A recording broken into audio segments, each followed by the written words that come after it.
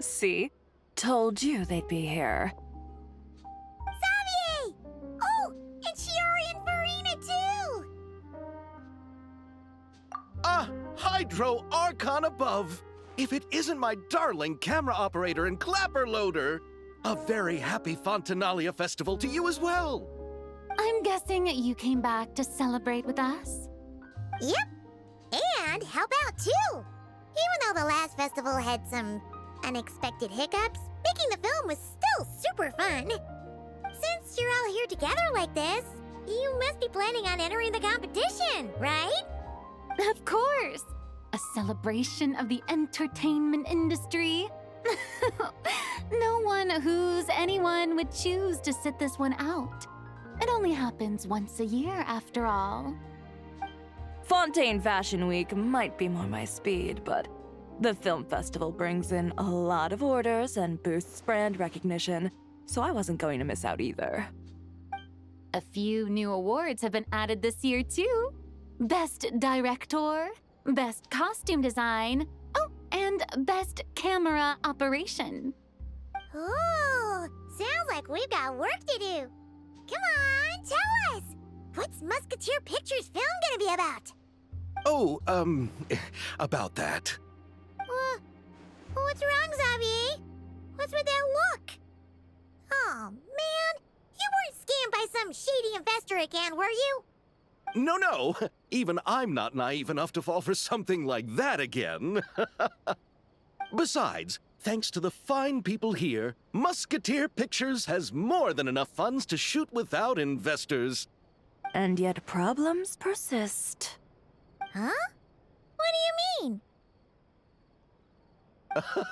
Well, we were planning to replicate our past success and shoot a film based on a popular novel.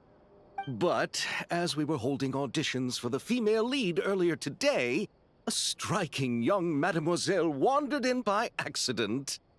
Her disposition was simply ethereal. The look in her eyes somewhat... You had to be there, friend. No matter where she stood, it was as if her surroundings, even the air itself, turned into the perfect shot. Guess you found your lead actress, then? No, quite the opposite.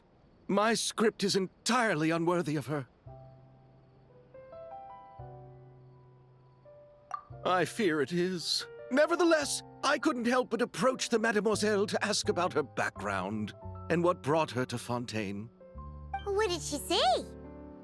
Sadly, she said her best friend was gone. After returning to her own homeland not too long ago, she decided to visit where her friend was from to remember them better. Oh, no wonder she looked sad. Yes, but that's when it struck me. Why not cast her as the lead in a film centered around her search for this old friend? Huh? You're gonna rewrite the whole script? But is there even enough time? Isn't the prep work super complicated? We might not finish. Think about the difficulties we faced with the two Musketeers. We had to start from scratch back then, too. I'd say we're ahead of the game this time. Guess so, but... Don't worry, Paimon.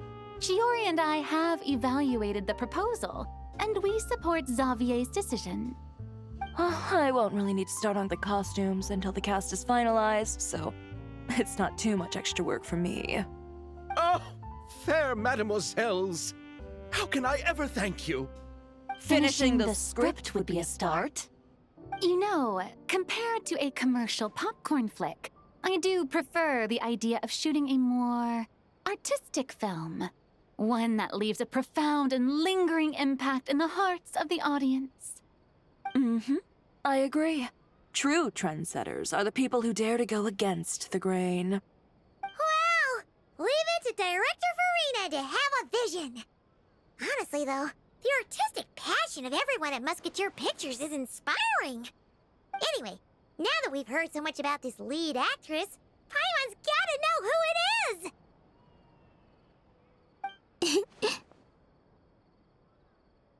Ah! Columbina! What are you doing here?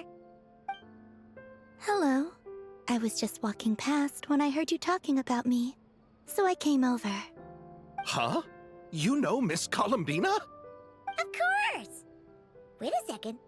Does this mean Columbina is the actress who inspired the whole rewrite?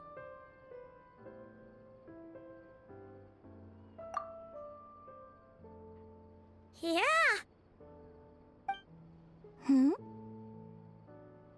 Wait, so did you make the trip by yourself, Columbina? Yes. I mentioned how I wanted to visit other nations once things settled down in Notcry, remember? So I went to the curatorium to ask Never for advice. She told me about the film festival in Fontaine and said it might be fun to visit. I spoke to Lauma before I left too, and she thought it was a great idea to get out for a bit. It's just, I received quite different travel advice from the two of them. Oh? How so? Well, Lauma told me to go out and experience new things and make new friends. What a wonderful suggestion. That's how a trip should be. What about Nefer? She said, don't trust anyone and don't talk to strangers. Yep, that sounds like her. I can understand that too. It shows this Nefer cares about you a great deal, Miss Columbina. Yes, so I plan on combining their advice. All I need to do is turn strangers into friends, and then I can talk to them. Huh. That kinda makes sense, but also not. Hey, Chiori. Oh, look who's back. Happy Fontinalia Festival, you two. Oh, looks like we have a superstar in our midst. How about an autograph, Big Shot? Haha, very funny.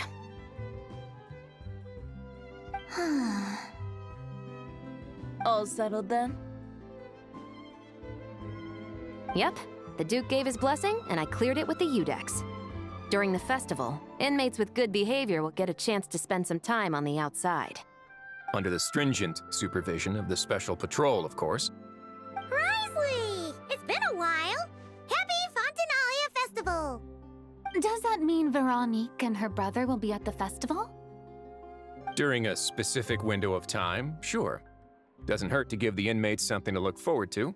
A little sun'll do them some good, I think. This is a friend from your travels, I'm guessing. Thought I heard something along those lines. Right! We should make some introductions, huh? Chevros, Risley, this is Columbina, a friend we met in Notcry. Welcome to Fontaine, Miss Columbina. I bet the weather's been quite an adjustment. Yeah.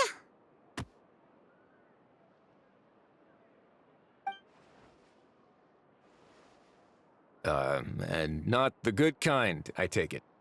No, I quite like it. It's a lot warmer than Notcry. Then what was the punch for? Oh, should I not have done that? The flowers that bloom here are so vibrant, and the people are so kind. I just wanted to become friends as fast as possible. Ah, so that was meant as a gesture of friendship. Is that right, Miss Columbina? Mm-hmm. Isn't that what friends do? Right. Might have been a bit premature in this instance, though. Your friend here is quite the character.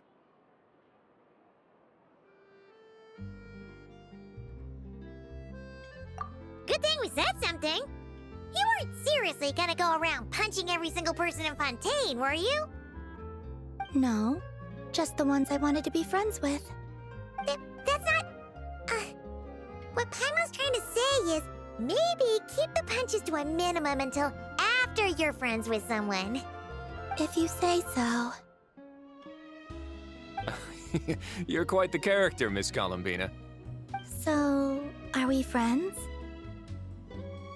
Of course. Any friend of the Traveler is a friend of mine. Yeah. Oof.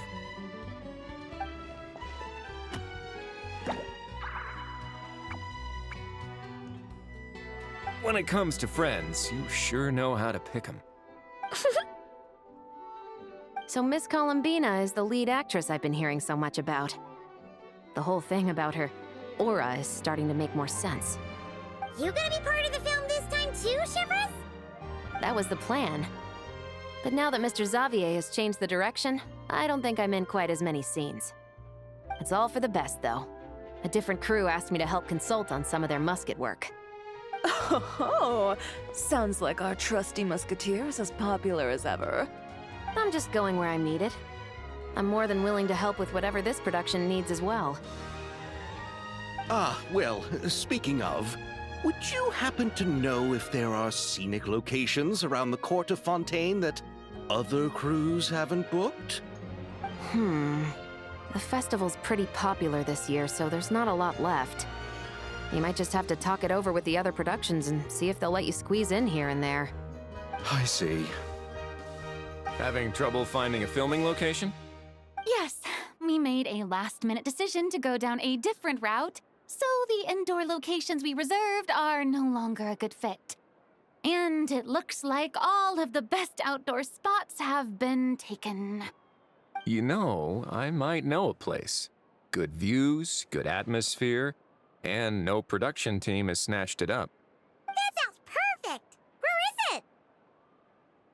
You want me to reveal it just like that? Come on, let it be a surprise. As much as that sounds riveting, I think we should divide and conquer.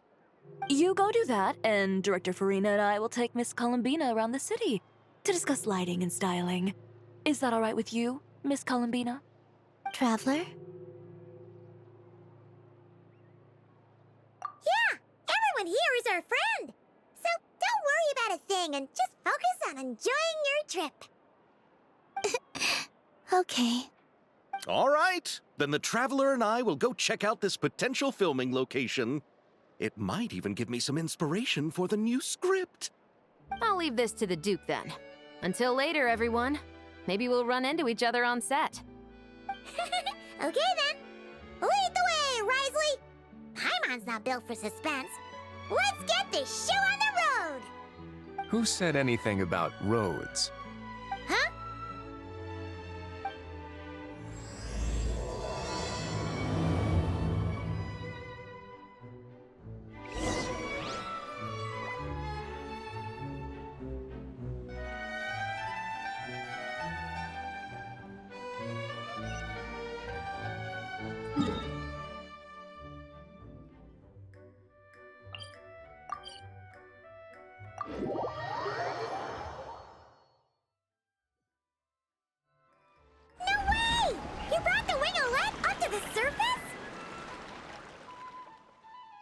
It'd make quite the grand backdrop for a film, don't you think? Paimon's more focused on the fact that this thing is supposed to be underwater, inside the Fortress of Mirapede. True. And keeping up with the maintenance on a vessel this big is a lot of work. It takes a crazy amount of manpower just to keep it up and running. Oh, Paimon kind of thought it just sat there until you needed it. I wish it were that simple. The truth is, the maintenance costs on this thing are substantial, so we decided to rent it out during the festival to earn some extra mora. Besides, the inmates are the ones who keep it in good shape. Seeing the fruits of their labor put to use is a good form of social rehabilitation for them. Huh, you've really thought this through. What you think, Xavier? Is this a good place to shoot? Ah, I've got it! Good messieurs and mesdemoiselles, I've got it! Gonna take that as a yes. The beginning is the hardest part, and the opening of this film has been eluding me, but now I know just how it should start. Glad to hear it. Thanks for bringing us here, Risley. Don't thank me just yet. This isn't quite a done deal. Huh? Not a done deal as in someone already rented it out? You said no other production teams had snatched it up. This person isn't affiliated with a production team. The rental fee was high enough to scare off plenty of other film crews, but she didn't blink. Made quite the generous offer, and didn't even attempt to haggle. Do you know what she plans to use it for? I'd like to at least have a rough idea before going in to negotiate. I didn't ask for the details, but I did see what looked like a fishing permit and a business license on her desk. My guess is she's planning on using it for some kind of restaurant or aquarium. A floating restaurant is sure to attract people, but an aquarium sounds cool too. The views from the ship make it a great spot for a date. The winglet might not be under my command right now, but it's always nice to see her admired. A film is sure to drum up some good publicity as well. I do hope we can work something out with the current captain. Well, guess we should head over and talk things out then. Best of luck.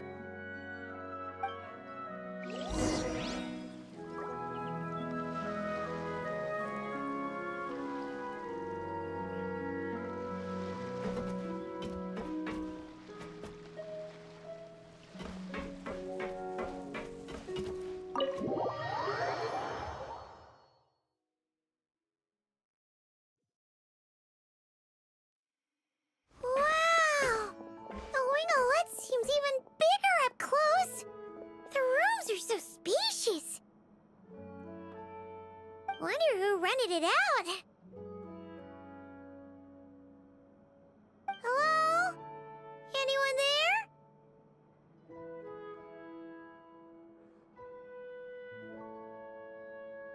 Perhaps the captain had business to attend to elsewhere.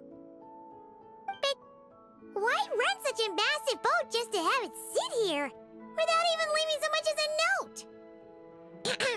Let's try again. Anyone there? Hello? Seriously? Right now?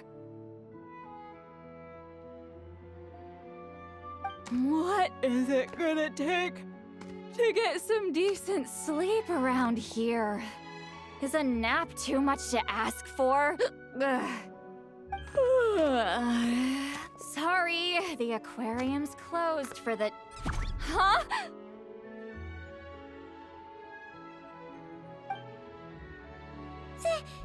See Lolly? Traveler! Paimon! Hold on.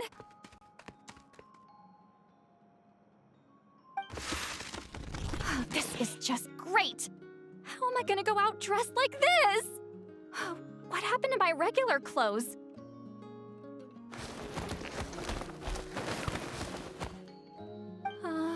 The wash! I put them in the wash after I drank too much and fell into the fountain.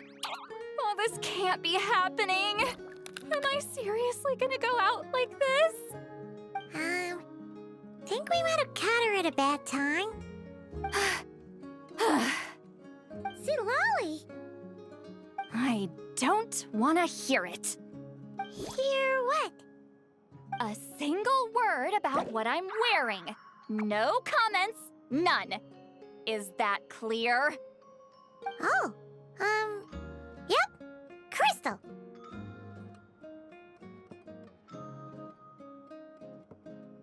Huh? You think so? No, wait, I told you not to say anything!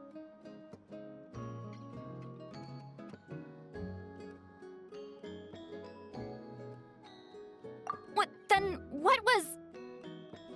Her thoughts. I heard her thoughts. How could I forget about that? Oh, this is so embarrassing. I seemed a little too pleased to get that compliment, didn't I? Wait, The mind reading went both ways. Does that mean the traveler's hearing all this too? Oh, you clearly did! Huh? What did we do? Paimon's not following. Nothing. It's nothing. Let's just move on. Did you need something? You're not here alone, I see. Hello, I'm Xavier, a film director and producer from Fontaine. I meant to introduce myself sooner, I just didn't want to, interrupt. No wonder we ran into each other in Fontaine of all places. You must also be in town for the festival then. That's right. We're helping Xavier with his film. In fact, we were hoping to shoot some scenes on this boat. You're the one who rented it out, right, Seed Lolly? Me? Rent a boat? I wish I had that kind of spare cash floating around. Not to mention the spare time. Don't get the wrong idea, though. I'm not here to sail off into the sunset and live out some cushy retirement life, okay? I'm not that old. Then why you dress like... how did you end up staying aboard the Wingolette? Well, I heard one of my favorite light novels was getting turned into a film, so I came to Fontaine to catch the premiere. Originally, I booked a room near the Opera Epiclese, but I'm quite particular about where I sleep these days. I think it's an age thing. And that bed? Oh, I just couldn't sleep in it. I tried to find a different hotel, but with the festival, everything was completely booked. Just as I was worried I'd have to sleep under a bridge or something, I happened to spot a help wanted sign on the side of the road. Oh, so you're here to take care of the boat? No, I was hired to man the front desk.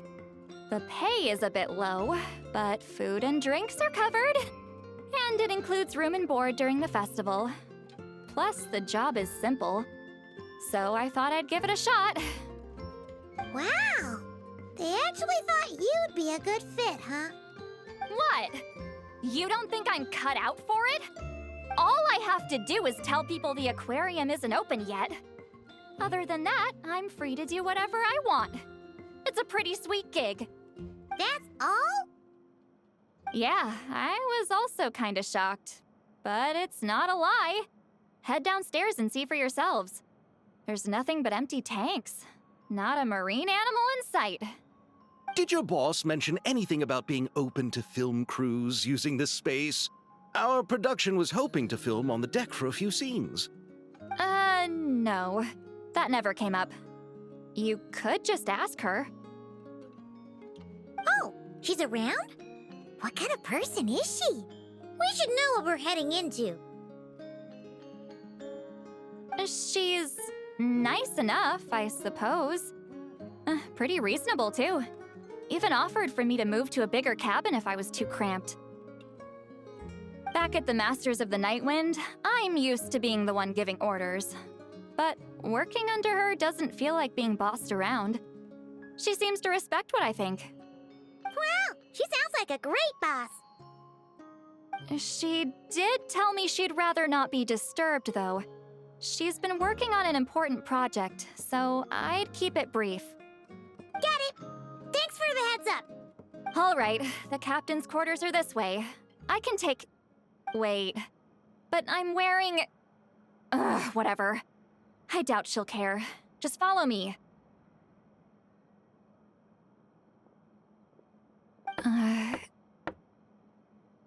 Miss Guillotin?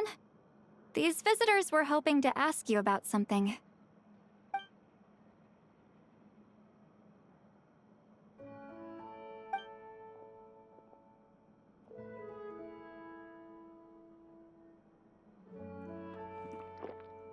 I thought I said to limit the interruptions.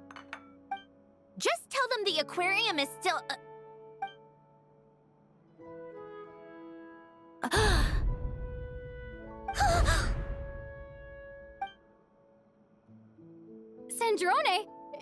you're here?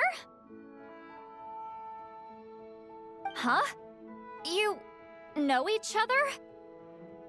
Are you okay, Sandrone? Do you still remember us? Everyone was so upset after what happened. We all missed you so much.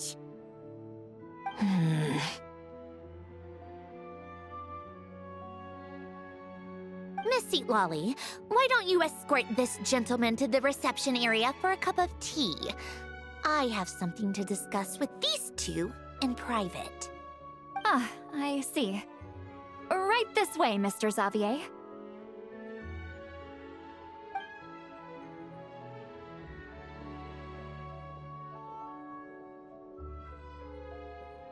Sandrone?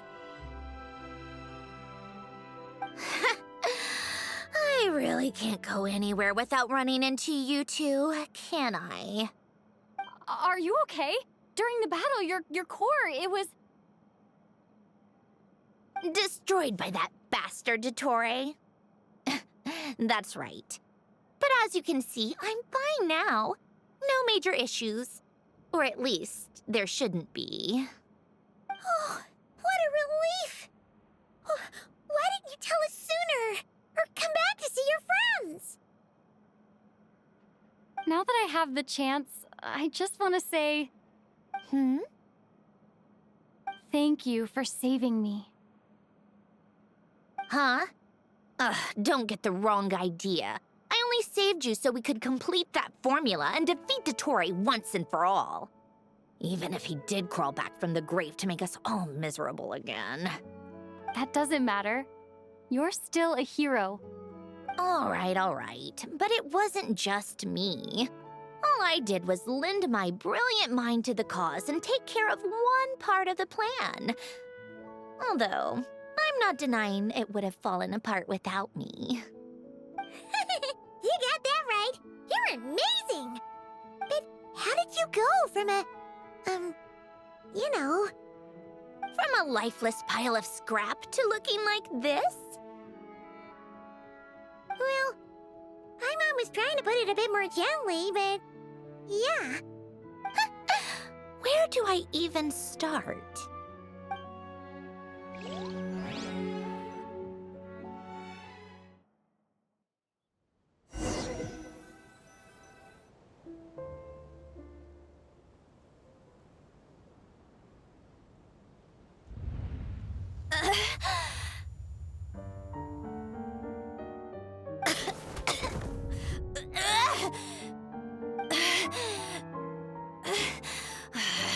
Curse it all! Where am I? Did we do it? How much time has passed? I'm not in one of that lunatic's experimental labs, am I? Wait, Fontanian decor. Books from the Research Institute. Phew. One thing at a time. Initiate self-diagnostics. Assess the extent of the damage. Cut power to compromised, non-essential components. Then reconstruct available action modules. Severe damage to the core. Dottore, you bastard. Polonia?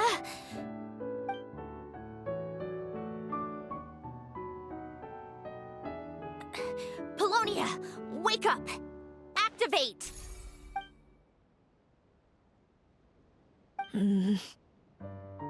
You're in even worse shape than me.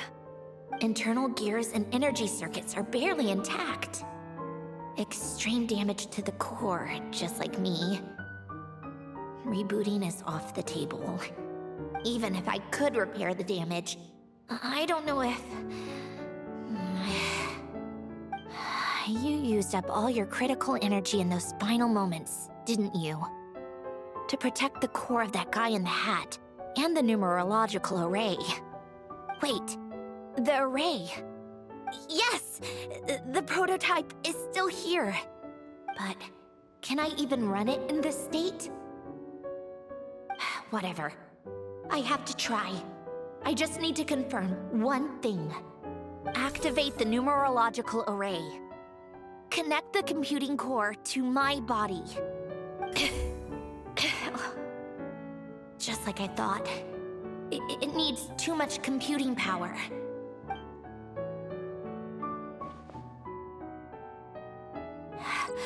Cut off power supply to all functions except the thinking module.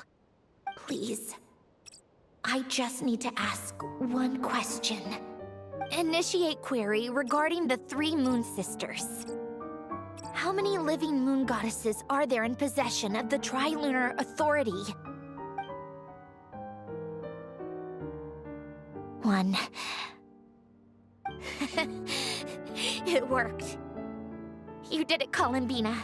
You made it back. But how did I survive? The self-diagnostics showed damage severe enough to shut me down for good. What triggered the reboot? A built-in message? Only visible after a core reboot. The final gift. Alen! Were you the one who gave me the second chance? But why now? What activated it? What is that? A vision? Wait, no. It's a stellar linchpin?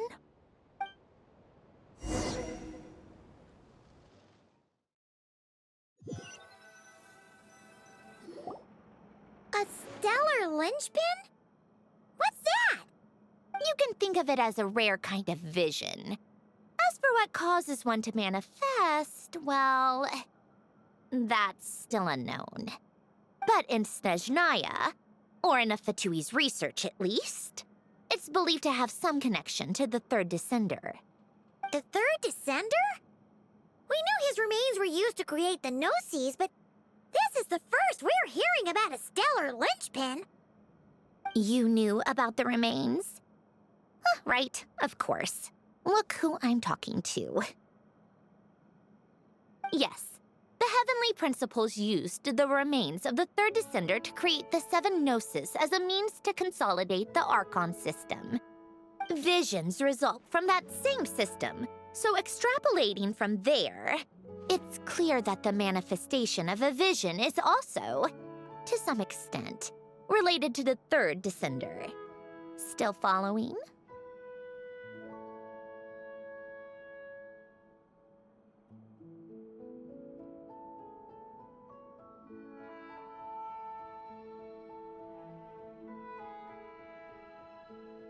For those that wield them, visions serve as a means to channel elemental power. The same is true of stellar linchpins.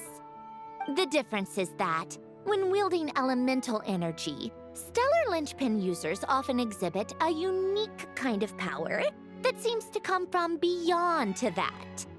It's believed that, when a stellar linchpin manifests, impurities from the remains of the third descender get fixed in place.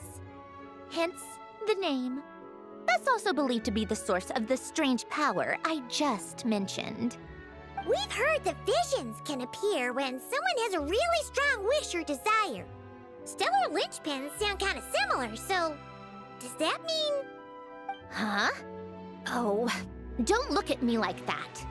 I've never had any grand wishes or aspirations. Just a list of things that drive me up the wall. So if you're asking why this thing appeared, I have no clue.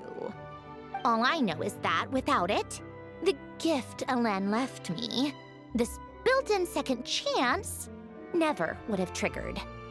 The damage to my core was too severe. But thanks to the stellar linchpin's manifestation, it did trigger. And after my core rebooted, I was able to repair the damage to my body. I also managed to import the numerological array, along with some of Polonia's surviving algorithms, into this form. Wait, does that mean Polonia is... Yes. Unfortunately, Polonia is... beyond repair. Oh, we're so sorry to hear that. But You also mentioned something about a final gift? Yes. Alain often spoke to me about wishes and desires when he was alive. I suppose he thought there might come a day when I wished for something, and was willing to sacrifice my own life to fulfill it. So he left me a chance to start over.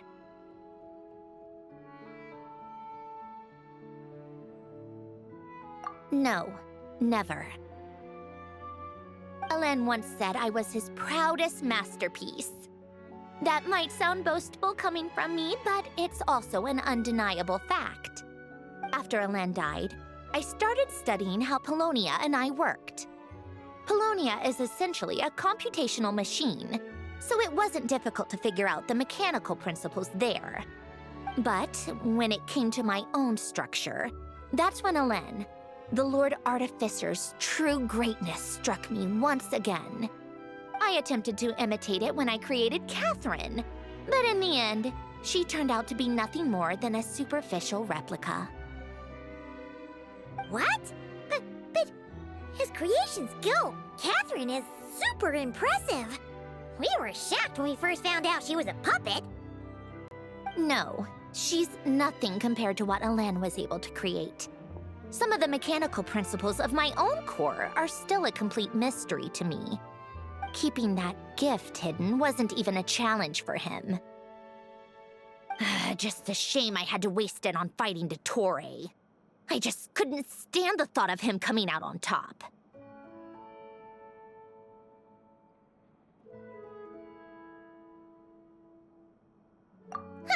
If you put it that way, the world owes me a whole lot then, doesn't it? Wait, but all this still doesn't explain what you're doing here.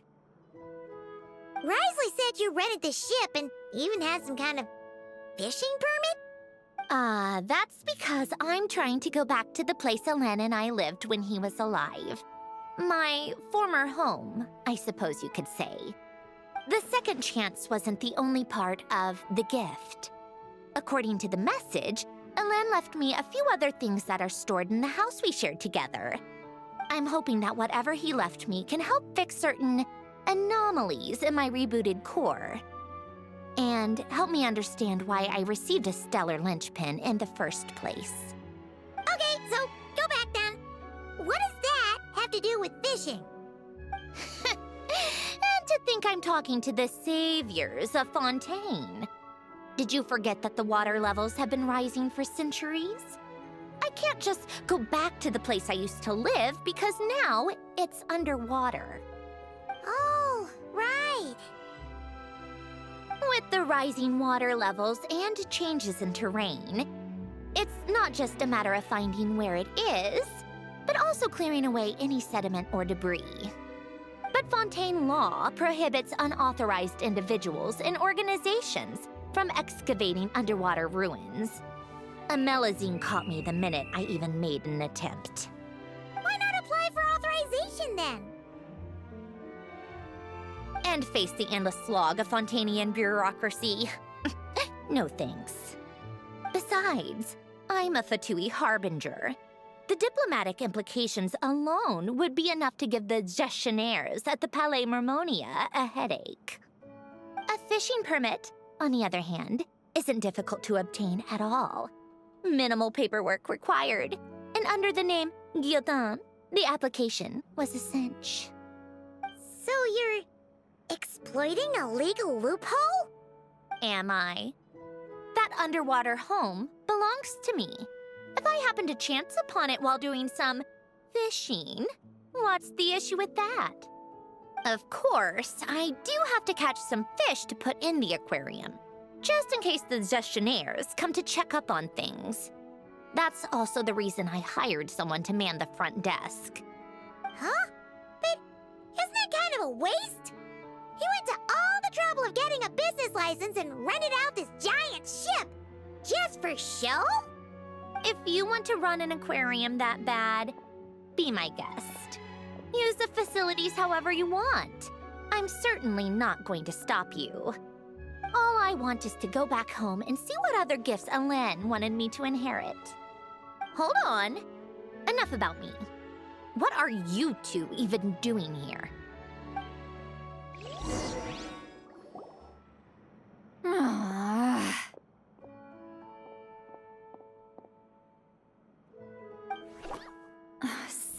Seriously? They've been in there forever. The reaction when they saw each other was strange, to say the least. You're lucky I was nice enough to leave the room and give them some space. Back in the Masters of the Nightwind, I'm the one who gets to kick people out. I just want to know what they're talking about. Should I cast a little eavesdropping spell? Oh, no, what am I thinking? I'm Granny Eastley, the great shaman of the Masters of the Nightwind. I can't do something like that. This is just ridiculous. Making me wait out here for so long? Where's their respect for their elders? Ah, here they are. Were you back there arguing or something? What took you so long?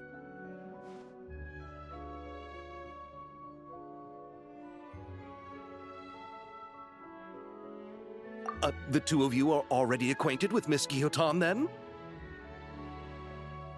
Oh, yep. But don't worry, we got everything sorted. Sandrone agreed to let us shoot on the ship, but it has to be when she's not here. When she's not here? That's right. You'll excuse me if I didn't exactly ask for this little reunion. I wasn't planning on seeing anyone. Like I said, my core is severely damaged. Even with the gift, there are anomalies that are making things unstable. I don't even know if I can continue to function without issues. So the priority is to fix these anomalies and get answers to my own questions. Then, I can see the people that need seeing. Anyway, just let Sandrone know when you plan to film Xavier, and she'll, steer clear. I do hope I'm not causing Miss Guillotin too much trouble. No! She just wants to keep a low profile for her own, complicated reasons. She doesn't want anyone else to know she's here. Understood. I'll be sure to keep that in mind. Oh, and see Lale? Huh?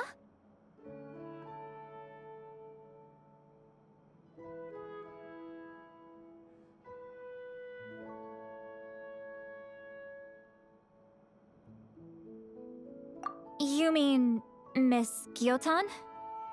What does she want? Oh, please don't let it be about the pajamas. What? The seventh of the Fatui Harbingers? Why are you telling me all this? I asked the Traveler about you, and I've decided it's best to be open in this instance. I can understand if you would rather not work for a Harbinger.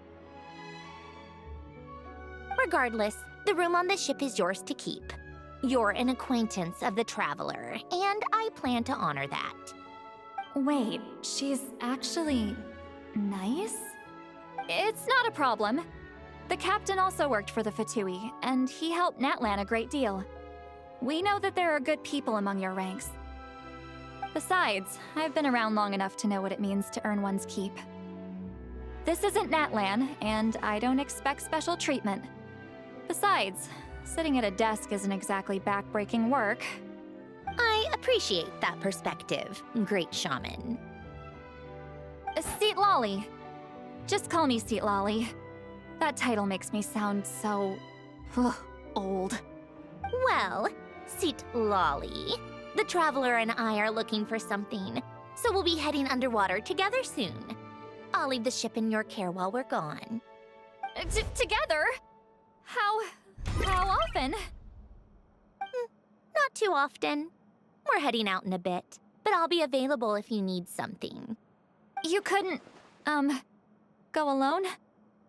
I wanted to, but she was concerned about my physical well-being, so she offered to come with.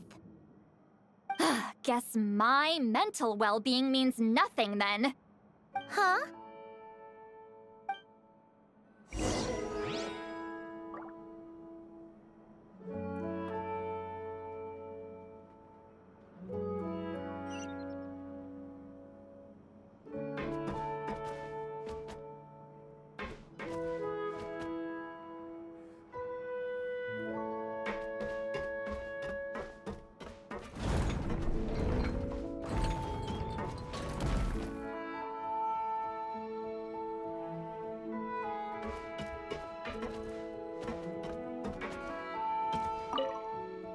All right. Our first stop is the Barrel region. After Alain left the Fontaine Research Institute, he lived in seclusion somewhere around there.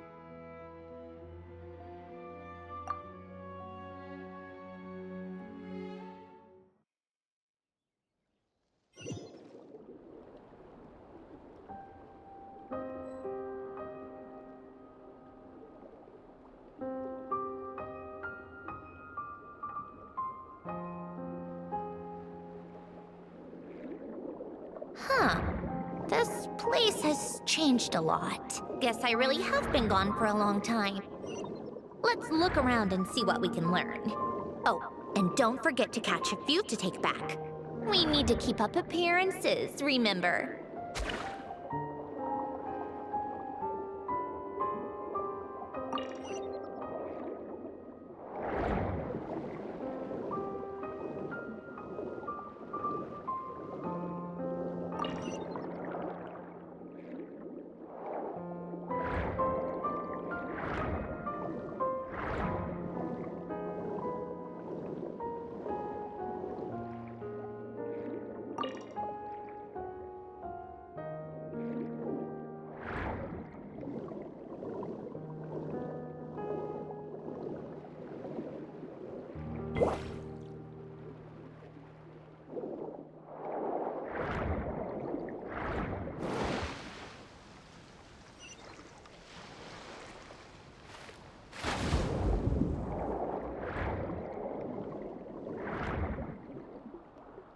Poisson isn't too far from here, right? It's all a bit nostalgic, I guess. Back when I lived here, all this was still above water. All right, I have a general understanding of the terrain changes and sediment accumulation. We can stop here for now.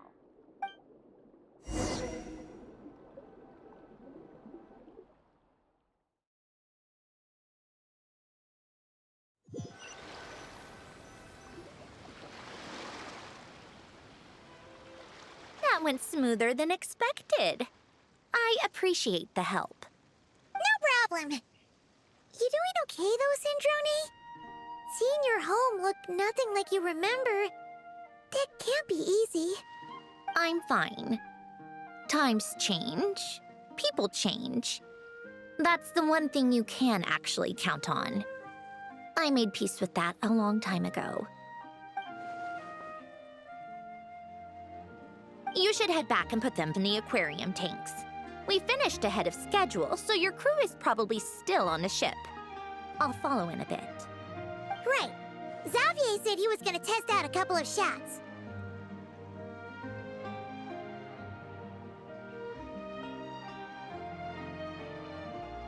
I'm sure. I want to take another look around on my own. Okay then. Want us to let you know when the filming is done? No need. Columbina relies on Kuvaki to perceive her surroundings.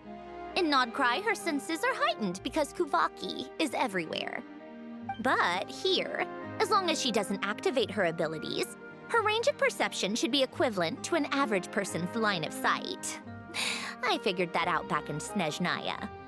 That's oddly specific. I have hiding from her down to a science. So, what? Things might be a bit different now that she's merged with the Moon Sisters, but I doubt there's been a drastic change. The point is, you two can head back. Don't worry about me. Okay, if you say so. Come find us on the ship if you need anything.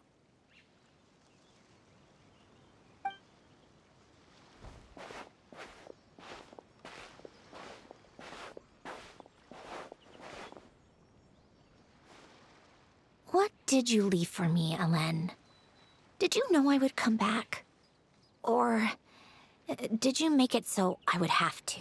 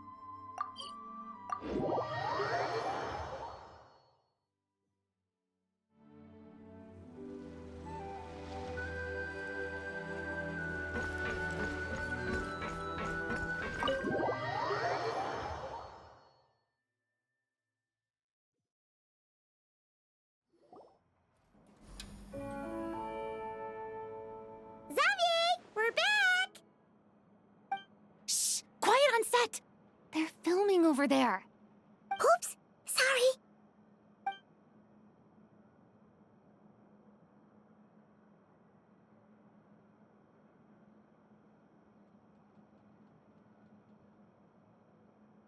What's your take, Detective? Bullet wound to the chest. Gunpowder residue on the clothes. The victim must have been shot at close range. You think it was someone they knew? Yes. It's possible the suspect arranged for them to meet at this very spot. A reasonable deduction. But you're overlooking a crucial clue. What? The victim's pocket watch is missing. And cut! I think we got it! Good work, everyone! Phew, finally. Acting was nerve-wracking for me when I first tried it too. Just loosen up, and you'll get used to it in no time. Chevrez! Charlotte!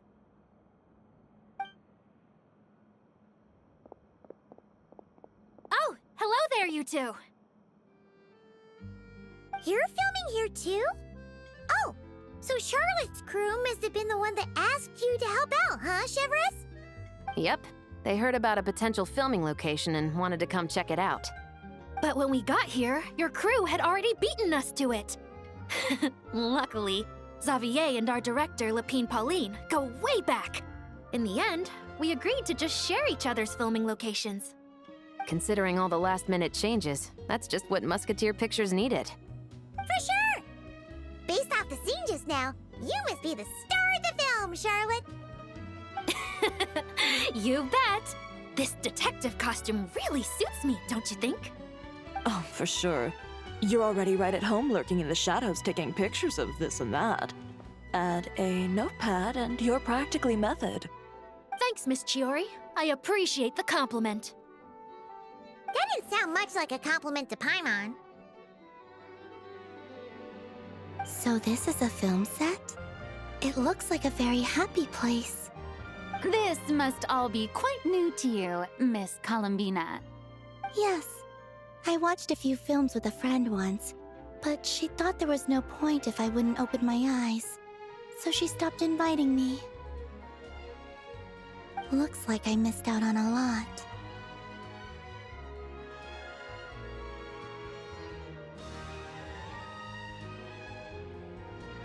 True, but being an actor seems like a tough job.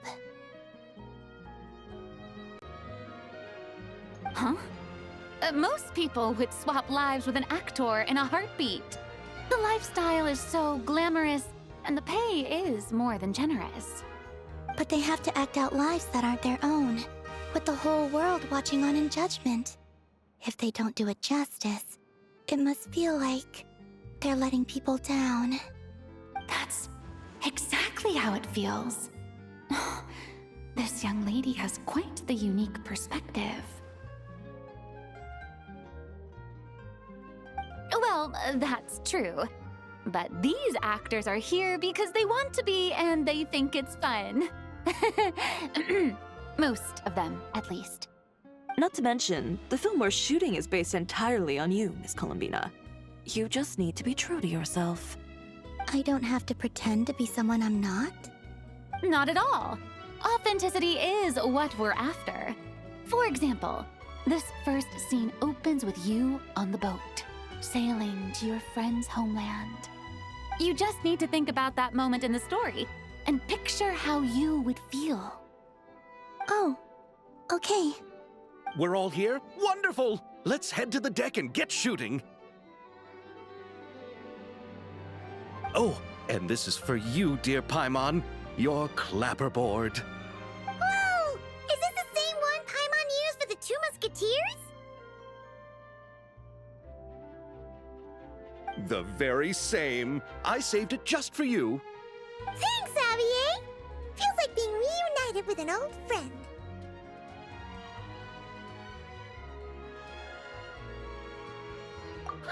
Of course! That said, I have a different job in mind for you this time, traveler.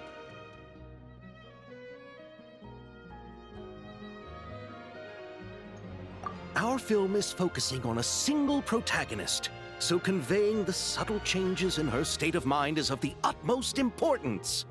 In addition to the actor's own performance, another way we can convey that is through lighting.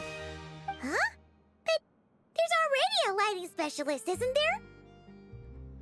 Yes, but it's clear the Traveler and Miss Columbina share a deep bond.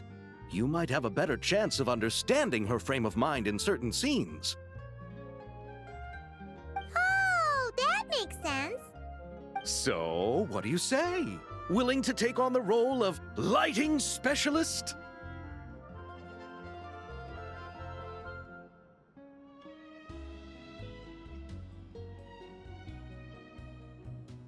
Then we'll combine them! You can be the chief lighting and camera specialist! It's settled! I leave the job of translating our leading lady's inner thoughts in your capable hands.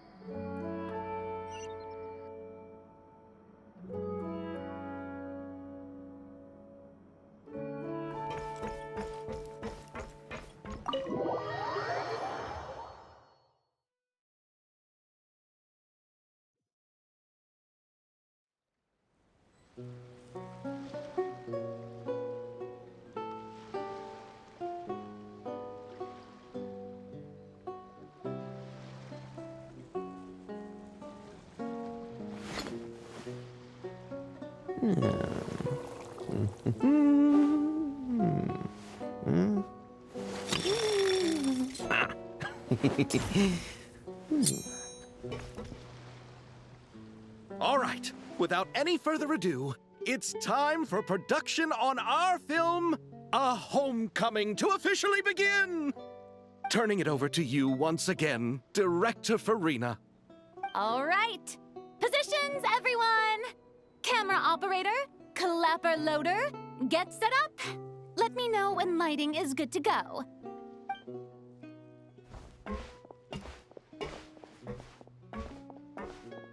All you need to worry about, Miss Columbina, is hitting your mark. Other than that, just focus on immersing yourself in the emotions of the moment. Okay. Good. Lighting, are we ready?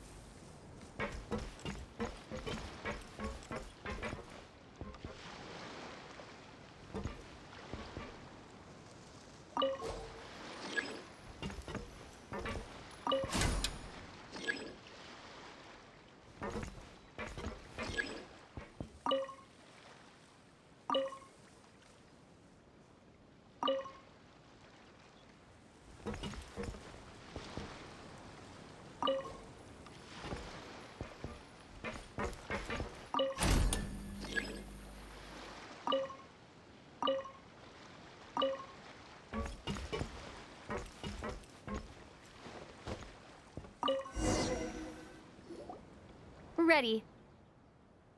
All right, quiet on set. 3, 2, 1, action!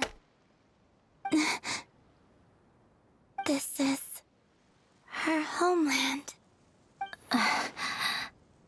Columbina. Cut! The emotions I'm looking for were definitely there. Let's just try to keep it a bit more natural. Oh, but definitely keep that gesture at the end. I loved how real it felt. You looked genuinely moved. All right, if you're ready, let's go for another take. Miss Columbina? That presence, it kind of felt like Sandrone.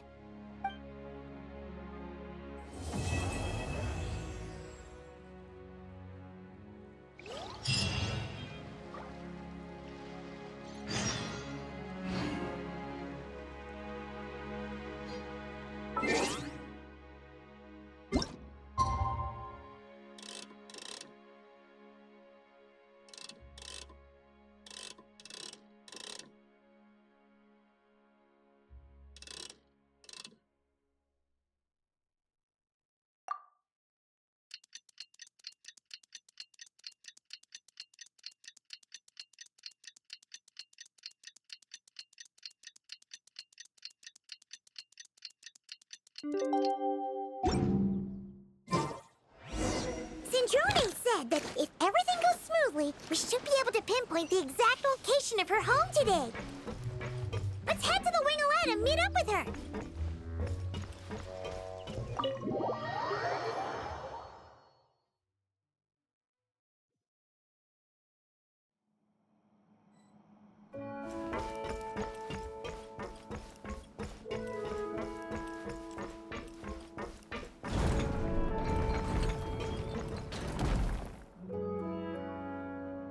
Ah, you're here. We should get going then. Xavier and the others should be filming soon. How's it going? Have you managed to figure out the location of your home yet? I've narrowed down a few potential locations. We just need to take a sample from each one. Once the equipment analyzes them, we should know the exact location and where to find the entrance. Great! We should get started then.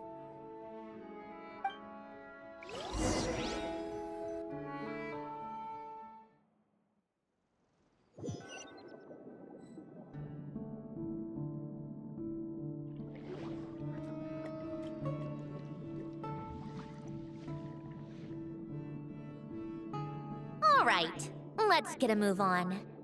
That should do it. Let's head back. The filming should be just about done. We made good time. We might even know the location by the end of the day. You sound pretty happy about that. Do I? I suppose I've just had enough of these anomalies I've been dealing with. The sooner I can fix them, the better. Anyway, enough chit-chat. We have work to do.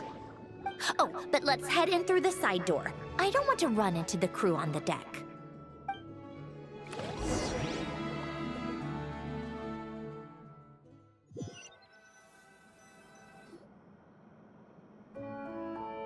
All right, now we just need to wait for the results. Since we have some time to kill, I suppose I might as well see how this aquarium of yours is coming along. You seemed quite enthusiastic about it, after all.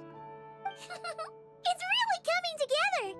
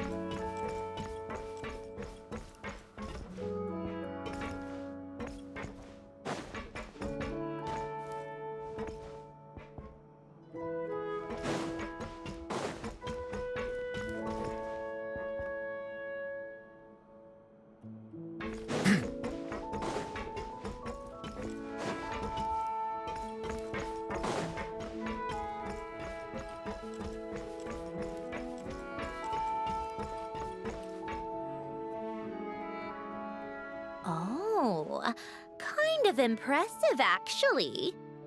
These must be the ones we caught the first time we went underwater. Like it? It's fine, I guess. Nothing special. Come on! It sounded like you really liked it just now. You're that proud of it? Is this a sense of accomplishment or something? Well, yeah. And it's pretty. You know it's gonna be gone soon, though, right? What do you mean? After the festival, this ship will be returned to the fortress of Meropide, and this aquarium will be no more. So? So, no matter how much work you put into this place, once the festival is over, it's all just going to disappear. But not making the most of it when we have the chance is an even bigger waste.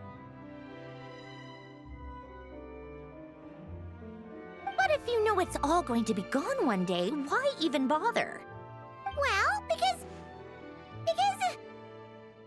Because you still get to keep the things you gain along the way.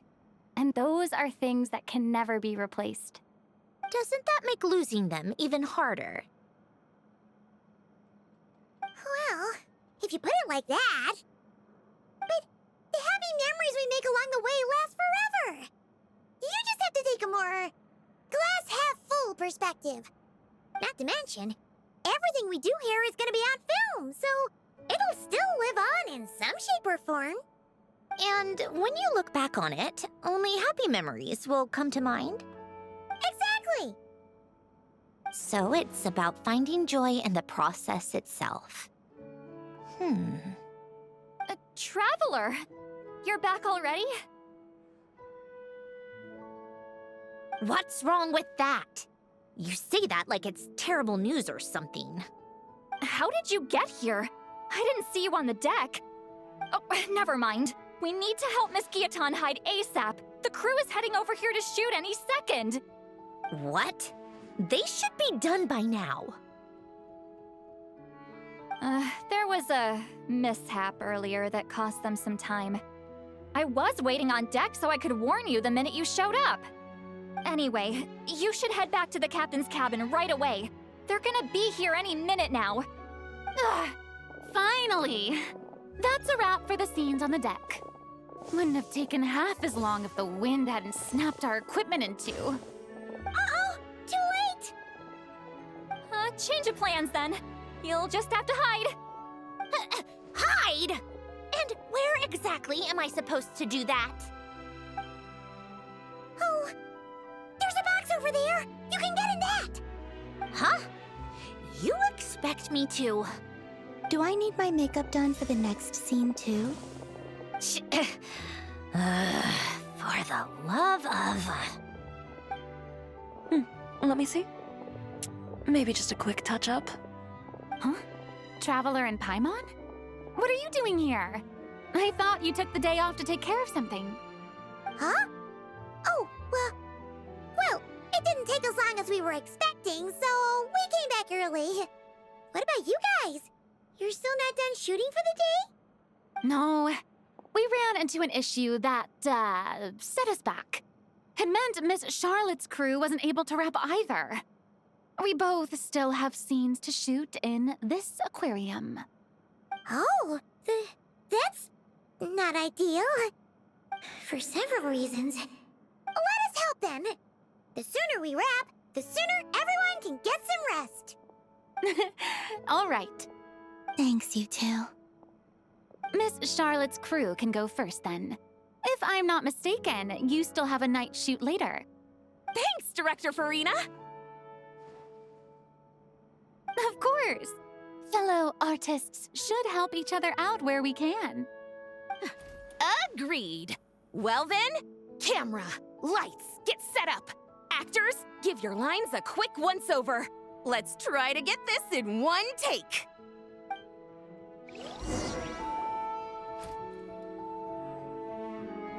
All right, places, everyone!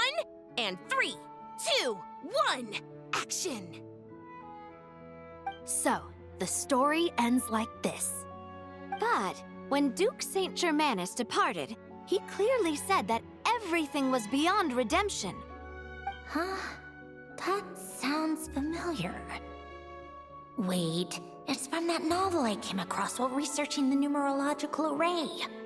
He's only a genius when it comes to mechanics, and everything else, he's just an ordinary person. Huh? What was that noise? Whatever, I'll just fix it in post. Mr. Koba, please don't speak as if I were the accomplice. Not so hard. This box isn't sturdy enough for that. This is why I keep saying, don't put too much trust in Clockwork Mecha.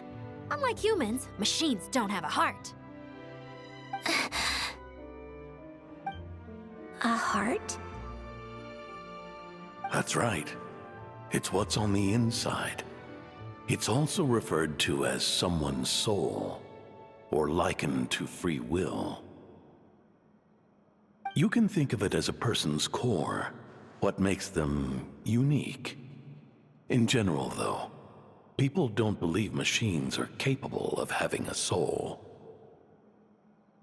You said my emotion module was faultless.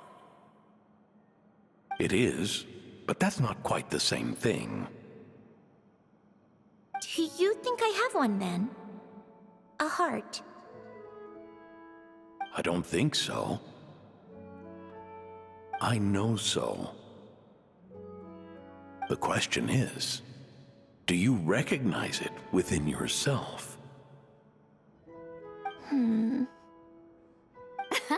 That's where you're wrong. I can't believe this. Forcing me to hide in a box and listen to this drivel. Me. In the end, clocks tick through tranquil years. Fish swim in crystalline springs. No matter how grand a dream is, it will fade away like this. Forlorn, wordless, silent. And cut. Whew, that was a long one. What did you think? If she makes them do another take, I'm going to flip a lid.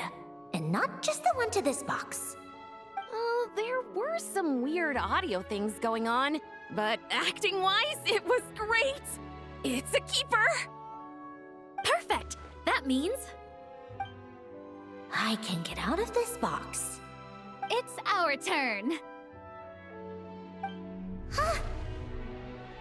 Camera operator, set up for the next scene.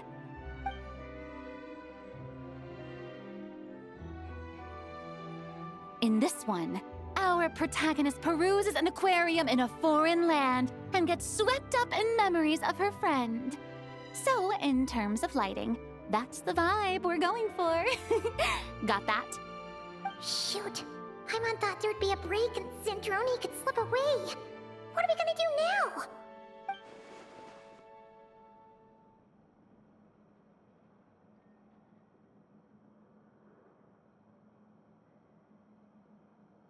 Break a leg! Yep, we're headed off to shoot our next scene.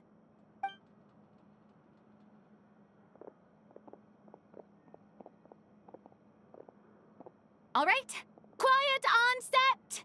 We're about to start rolling. Ready, Miss Columbina? Miss Columbina? I think she would like this.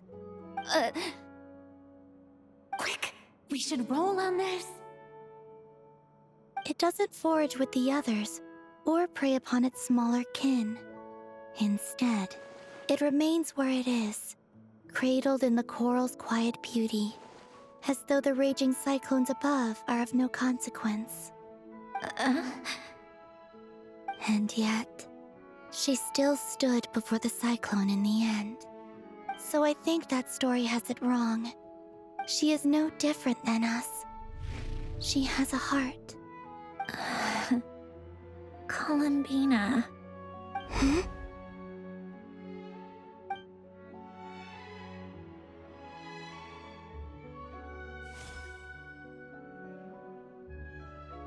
Uh-oh. Is she onto us?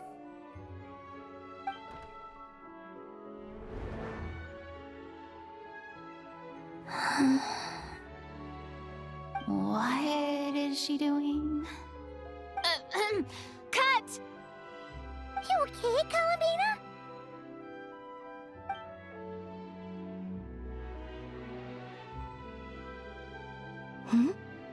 Oh, yes. I just thought... Why don't we take a short break? It's been a long day of shooting so far. That last take was beautifully organic, though. We can use it as is. No need to go again. Thanks, Director Farina. But I'm fine to continue. You're sure? In that case, let's shoot some quick B-roll. Then we can move to our next outdoor scene.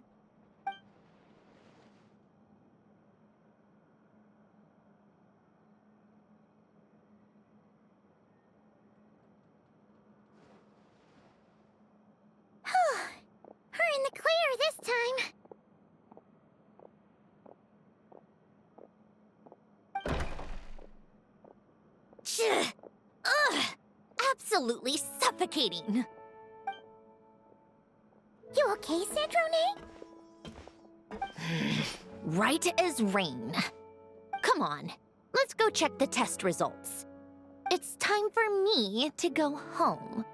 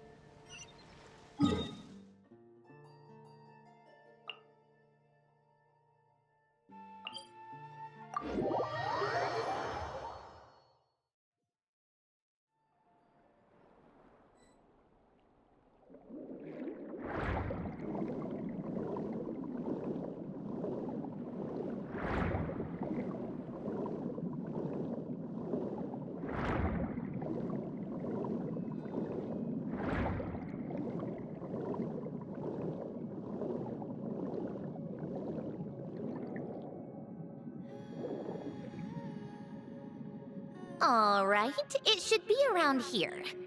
Give me some space. I'll activate the water insulating mechanism.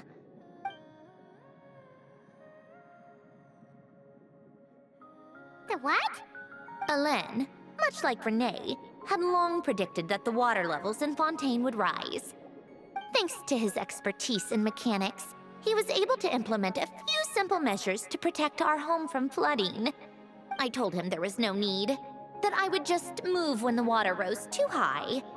But it would seem he knew a day like this would come.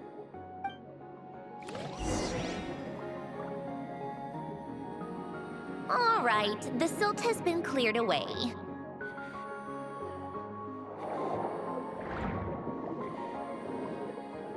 Go activate the mechanism for the first sluice gate.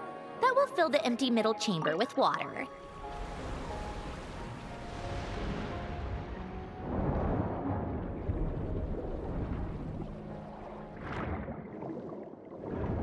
All right, now turn on the drainage mechanism in front of the second sluice gate, and this chamber will become empty once again.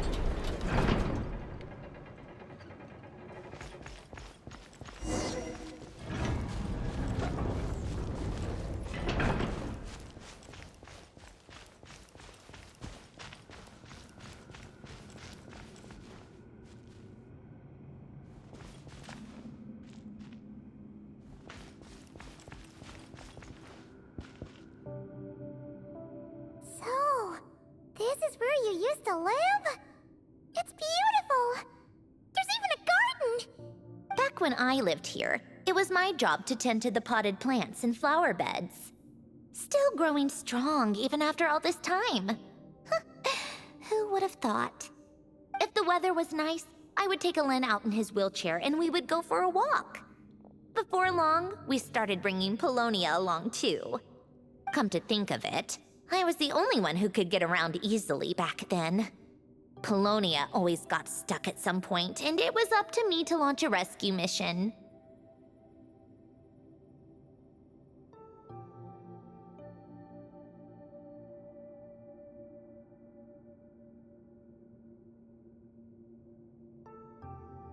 Happy? I suppose they were. Uneventful, but pleasant. Repetitive, but peaceful. It was like living in a world where time didn't exist. Of course, that was all just an illusion. Death still awaits all of us at the end. Oh. All right, enough standing around. Let's head inside.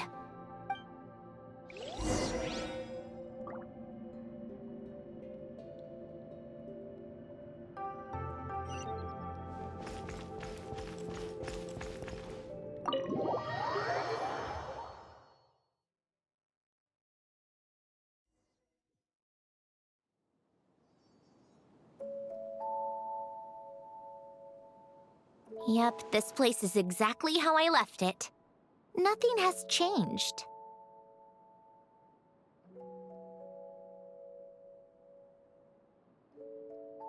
What is it?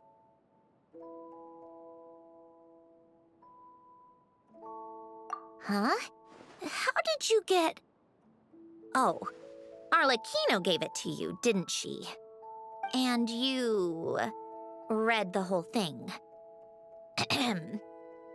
Just so you know, a lot of that was written a long time ago. At that very desk, to be exact. Anyway, since you've already read it, you should just hold on to it. I can always start a new one. Well, feel free to look around. I'm going to start looking for the gift Elen mentioned. Oh, but be careful with the stuff around here. I'm not saying you can't touch anything. Just try not to choke on the dust. Coffee. Tea.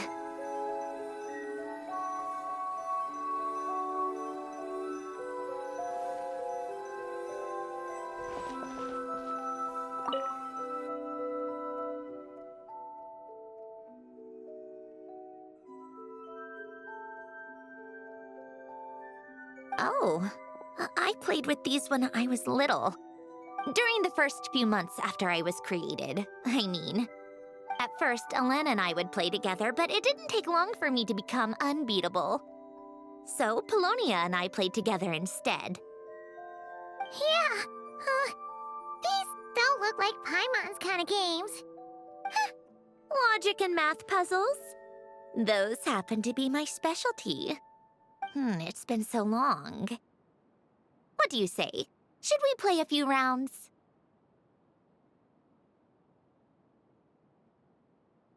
Let's go with this one. The gears on the left are stacked from largest to smallest. The goal is to move them to the other side in the fewest number of moves. Just remember, you can't stack a bigger gear on top of a smaller one.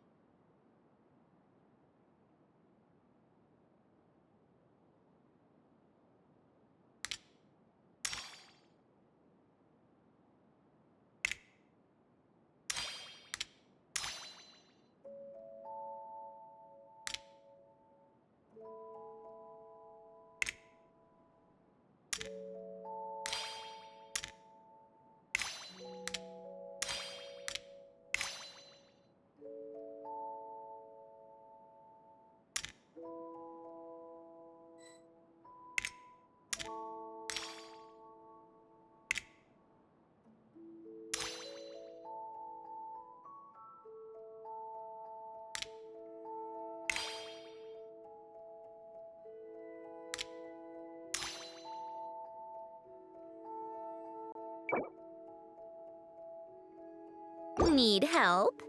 You seem stuck.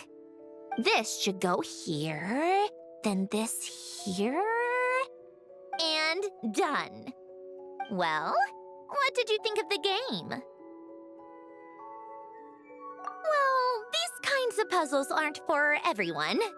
I suppose my upbringing wasn't exactly conventional in that sense.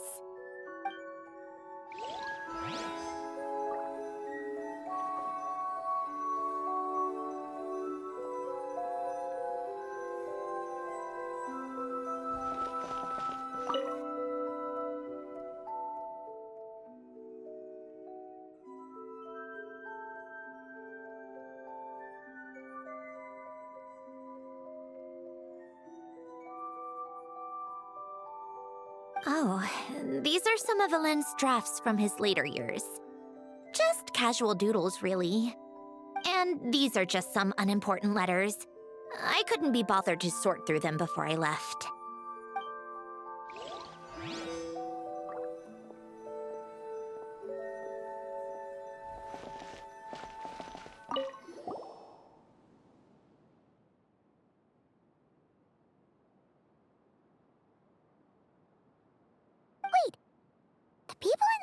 Look kind of familiar.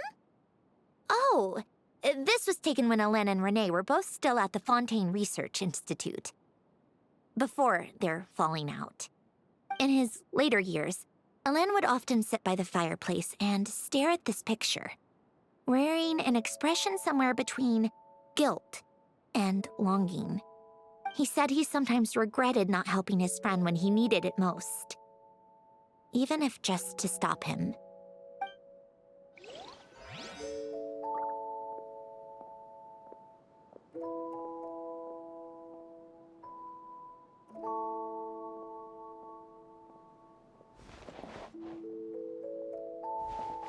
Old notes.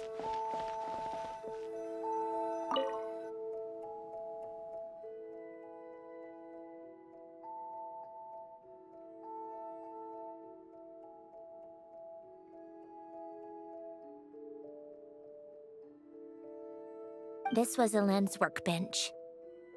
Later on, of course, it became mine. It's where both Polonia and I were brought to life. Before Alen was bedbound, this is where he would teach me about mechanics. I would sit and listen, chiming in with questions here and there. Later on, when he got too sick, I took over and would work on Polonia here.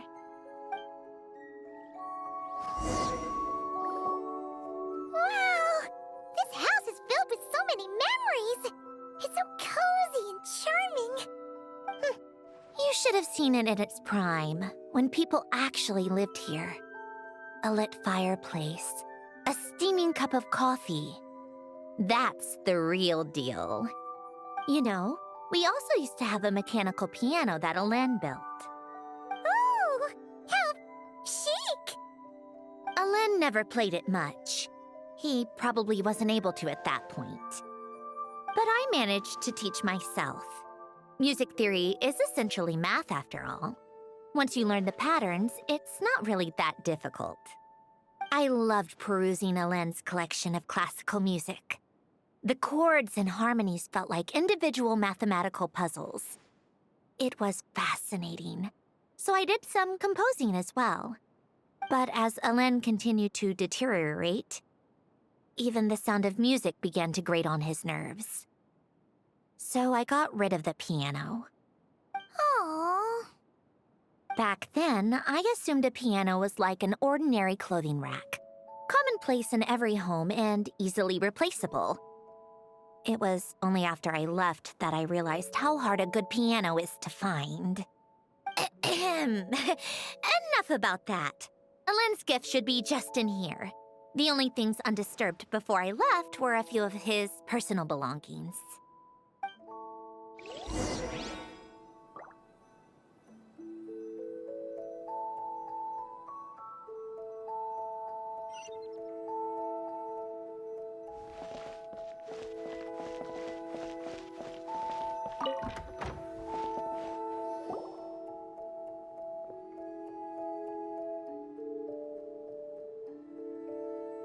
Wait. There's a hidden compartment at the back of this box. Looks like it's locked with some kind of gear mechanism. Knowing you, Ellen, I'm guessing it goes like this, then like this.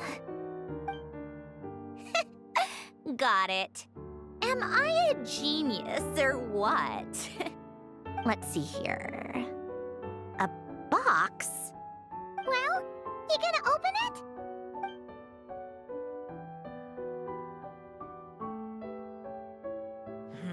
It's heavier than I was expecting. Just how much stuff is in here?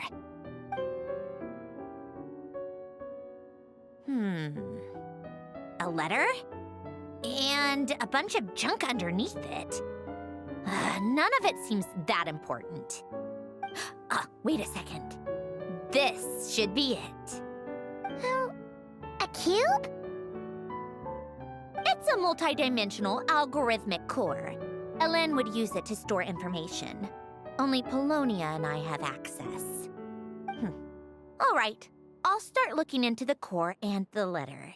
Feel free to go through the rest of the stuff and see if there's anything useful.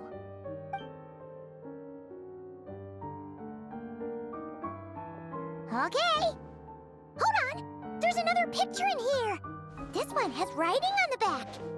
A snapshot of you playing among the plants shortly after you were born. You seem to like these flowers a lot. May you grow and flourish just as they do. Huh? Wow! Look how happy you are in this picture. You've changed a lot since then, huh? What's that supposed to mean? Just that you come off kind of aggressive sometimes. Or, annoyed at everyone around you? Well then, people should stop being so annoying. It's not like I'm the one with the problem. Of course not. Oh, here's something else. Looks like a piece of paper torn out from somewhere. Today, I solved another math puzzle and made a breakthrough on a construction problem the Institute has been stuck on for years. Am I a genius or what? No, wait, that's From now on, I should have people address me as Her Highness the Clockwork Princess, unraveler of all reason. Nope. No more of that. I thought I tore this page out. You wrote this? Then how did it get... Wait, there's more writing at the bottom. You seem to have developed a distaste for this particular entry, considering I found it in the trash. I'm sorry, but I could not help but hold on to it. Forgive me. Lynn! Don't be embarrassed. Everyone goes through a phase like that. Nonsense! I wasn't even the one who wrote that. It must have been Polonia.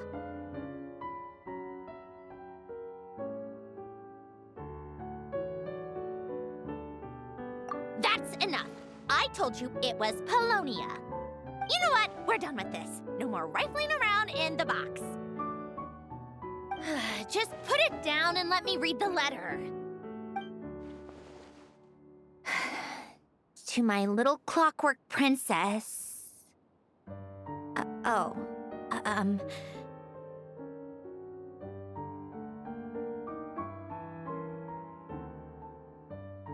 Not another word. Got that? If you're reading this, You've most likely received the gift I left for you. I just hope you didn't stumble across all this while cleaning out my effects or something trivial like that. I once asked if there was something you wished for. Do you remember that? I wonder if time has changed your answer. Regardless, I have another gift. A formula that will allow you to come face to face with the anomaly inside of you. If you even still call her that. Why this gift? To understand that, allow me to wax poetic on the soul once again. I would ask you to stick with me until the end, but I know you will. You always have. I believe a person should be born twice over in their lifetime. First, there's the birth that grants us life. Then, the birth of the soul. It's a matter of transforming the life bestowed upon us into the life we choose for ourselves. And to do that, we must look inward. We must make a conscious choice to define the meaning of our life instead of allowing the happenstance of our existence to pass us by. This is the process of recognizing the soul that lives within us. You are my proudest masterpiece. I told you that long ago. But to me, you have never been a creation or a machine. To me, you're just like the rest of us. You have a heart. In fact, some theories think of the human brain as nothing more than a machine, and thought the product of its computations. So you see, perhaps we're not so different after all. Your inner machinery is just far more advanced than most. No matter how one looks at it, the heart is a complex thing, a place where logic and reason collide with our emotions. Your computational capacity allowed you to become sentient and develop logical reasoning. But it also granted you something that, on the surface, might seem contradictory: emotion. Emotions and logic often clash with each other, and those instances of discord can accumulate over time. That is the source of what you refer to as the anomalies within you. As you told me once, you've always known what you don't want, yet you've never wished for anything in particular. Similar to how a blind person can feel when a part of their body is in pain without being able to fully visualize its form, such is your relationship with your soul. So, what I leave you now is this: a formula that will allow you to see the shape of your soul. For if you want to protect your heart, you must first be able to recognize it within yourself. Of course. Whether you use it is entirely up to you. You are, and always have been, free to do as you wish. Regardless, whether by my formula or some other means, I trust you will know your heart one day. You always were a fast learner, and the smartest person I've ever known. Ellen. Oh.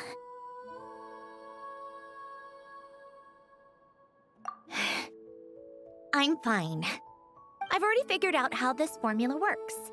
Let's get out of here and then we can use it. You made up your mind already?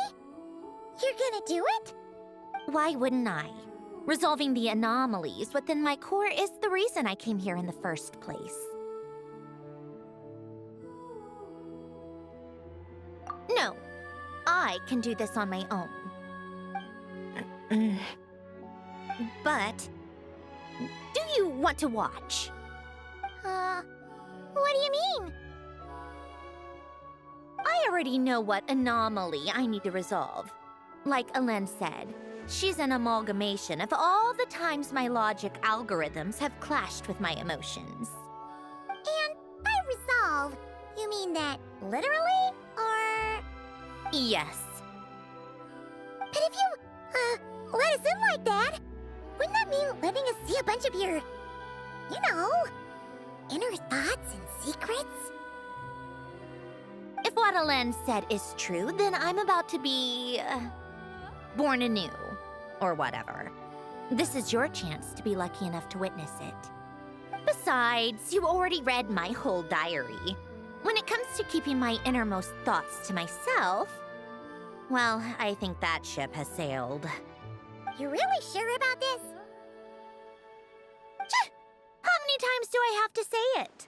I finally let you in as, friends, and you want to question it.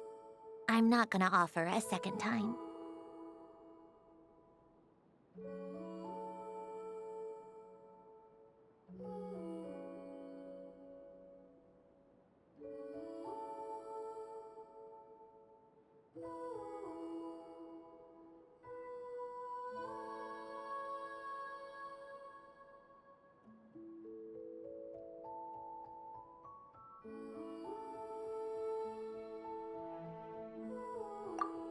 Enough with the mushy stuff. Just follow me.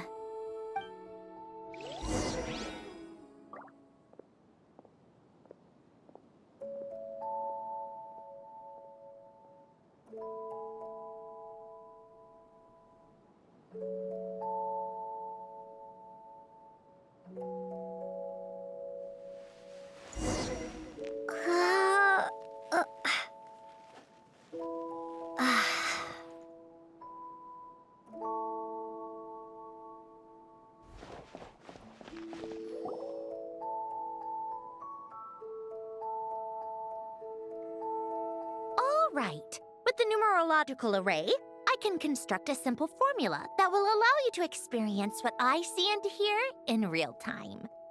Oh, just like St. Lolly's scent-sharing technique. Been there, done that. Huh. Sounds like that shaman has some tricks up her sleeve. The arcane and the mathematical are both fundamental laws of this world. Being able to achieve a similar result through both isn't surprising. Anyway, let's get this show on the road. But no comments from the peanut gallery, okay? I know I offered, but I still don't want any interruptions.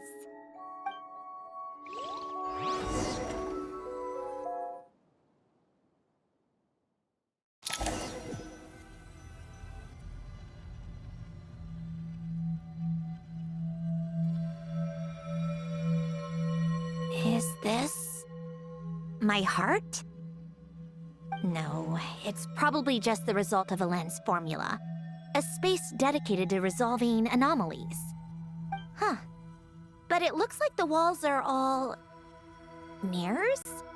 You made it. About time. Is that me? From the past? You just spoke of anomalies. Well, here I am. What happens when emotion contradicts reason? Shall we sit down and talk?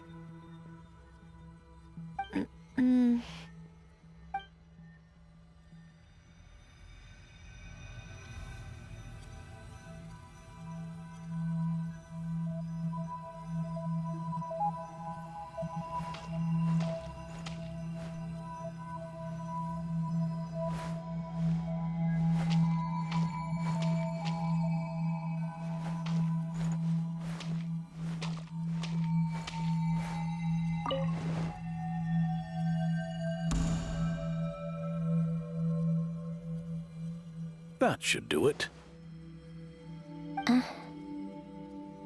Hello? My name is Alen Guillotin. Can you hear me?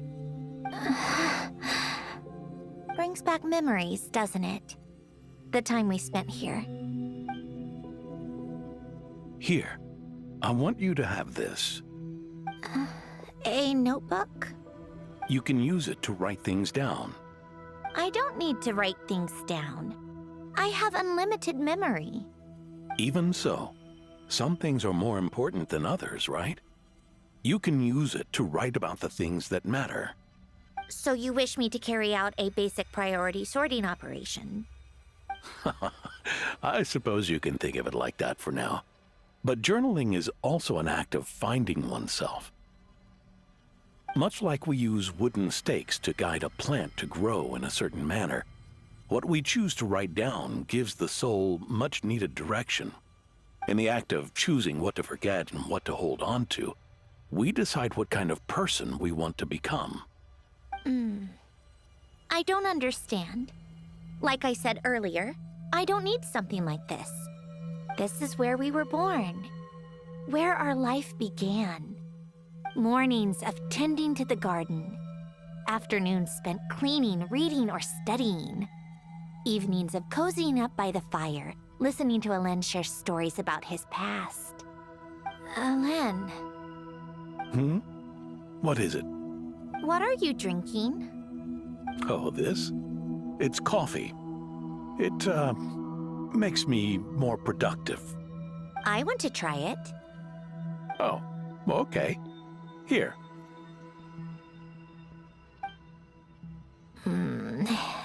Bitter. Speaking of, why did you design me with senses? Taste, smell, touch. Well, I'm not quite sure. It just felt like the right thing to do. I suppose I hoped you might have a life of your own one day, and that you deserve to experience all life has to offer. Oh. Still bitter. But the smell is nice. I thought those peaceful days would go on forever. You know that's not possible. Maybe. But how was I supposed to know the end was just around the corner? That was just bad luck. Was it? Well, it certainly became a pattern, now didn't it?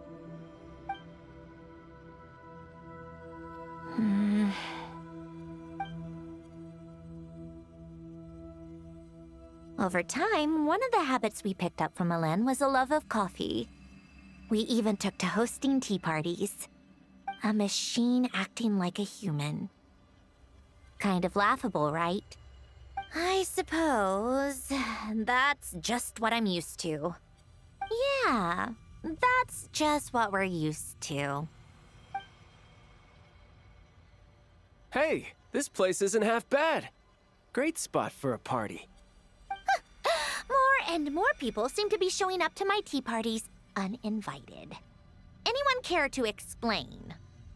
Can you blame me? I saw Columbina leading Capitano somewhere, and I had to see what that was about. I had simply asked Columbina where I might find Arlecchino. I have business to discuss with her, and Columbina suggested looking here. Tartaglia and I were unaware that this was a private gathering. Apologies for the intrusion. It won't be for long. Whatever. Just add it to the list of annoying things that have happened today. What's one more? Since you're here, you might as well stay for a cup of tea. See? Told you she wouldn't mind. Much obliged, Sandrone.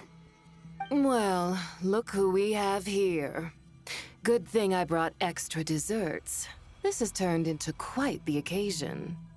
Capitano, I was just about to go find you. Pardon the intrusion. Rest assured, I won't sully your gathering with talk of work. We can have our discussion later. Spoken like a true gentleman. A certain unmannered 11th seat could learn a thing or two. You know, you really should start being nicer to me, Rosaline. Or I might just snatch that 8th seat right out from under you. I'd like to see you try. If you're gonna fight, take it outside. The only mess I plan on cleaning up is tea-related. I still don't understand how our quiet afternoon turned into such a crowded gathering. One by one, people just kept barging in. And then, one by one, they left without a word. Yeah, pretty annoying, huh?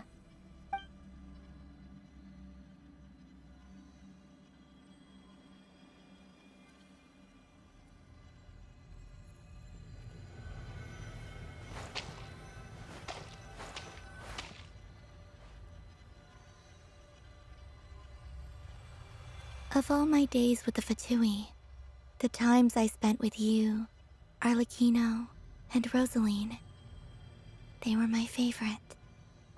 Goodbye, Sandrone.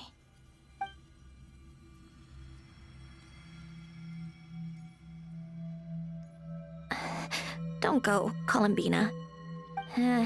We should have just said that. Why didn't we? If we had, would the story have had a different ending?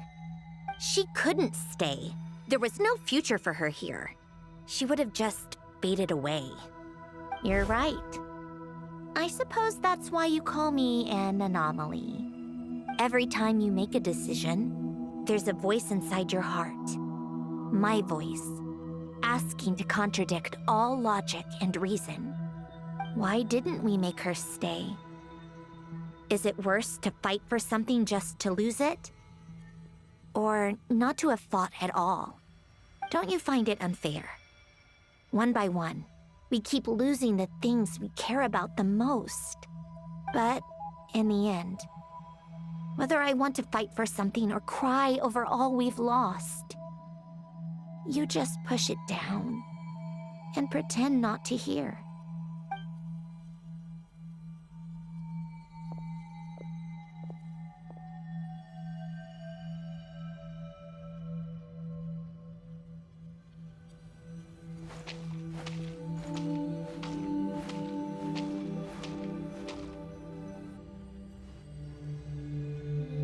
And now, even Polonia, the other half of Elend's legacy, the last remaining member of our family, even Polonia is no longer with us. I did everything I could, but it's just like Elend always said. Polonia was one of a kind. There was no replicating what he managed to create. Don't you feel like our connection to the past is fading bit by bit? Like, even the things we have left are slowly slipping away. I suppose. But you can't move through life without having to say goodbye. And even as we experience loss, there are always new things to be gained.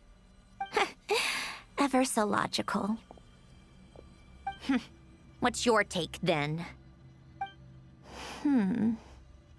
It feels like the more I care about something, the faster the world takes it away. It sounds so stupid, but I can't help it. That's the hand life has dealt me time and time again. Why even fight for something that's just going to be lost in the end? Better to never have had it at all. Better if it would all just disappear. Dark, I know. But the heart wants what it wants. Maybe the stellar linchpin appeared because of me. Because of what I wish for. I don't think so. Yeah, probably not. What an anomaly wants goes against all logic and reason after all. Well, go ahead and do what you came for. You're here to resolve the anomaly, aren't you?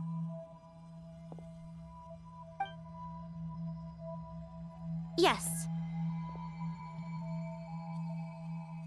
What's it gonna be? Keeping me imprisoned here like before? Or eliminating me entirely, like debugging a code? That might actually be a mercy. I don't care. I just don't want to experience the pain of loss ever again. Go ahead. I'm ready.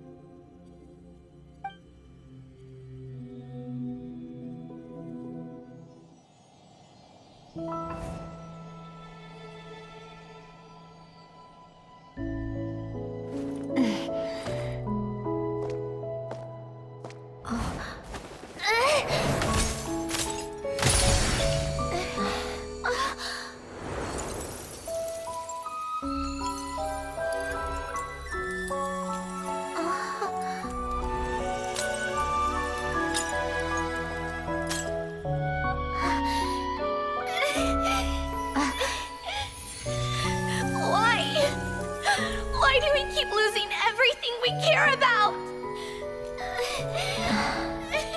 I know it hurts, but that's life. I wish... I know. I've always known. Because we've been one all along.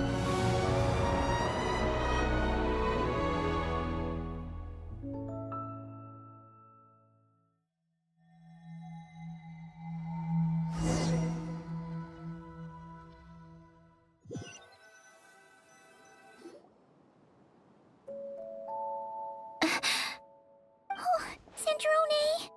I'm fine. It's okay to cry, you know. Cry? You've gotta be kidding me. Save the comforting for someone who needs it, Paimon.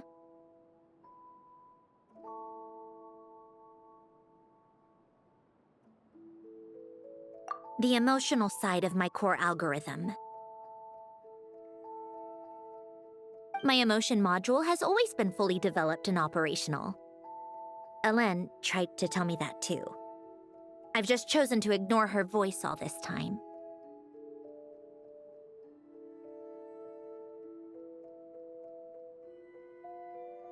I suppose. Huh.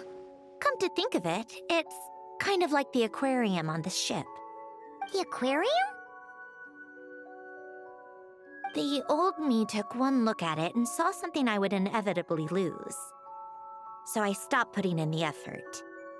Then, one by one, the fish all swam away, and the place became even more bleak and depressing. Pretty pathetic, right? Don't say that.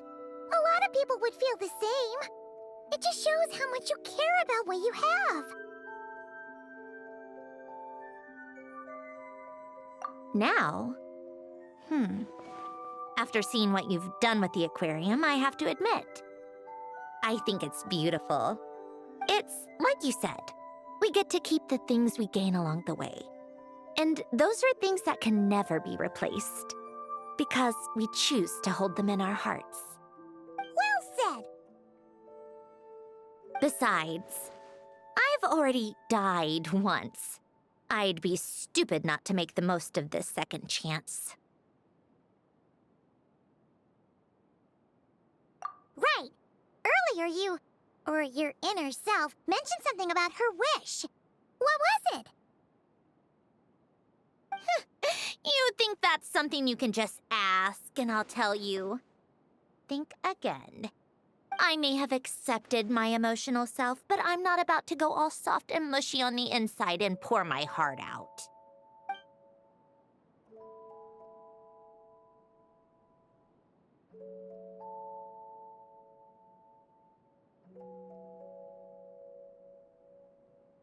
That said, taking a step in the right direction couldn't hurt. Starting with cleaning some old aquarium tanks of my own. Huh? Metaphorically speaking, I mean. Come on, let's head back to the ship. I need to talk to that shaman.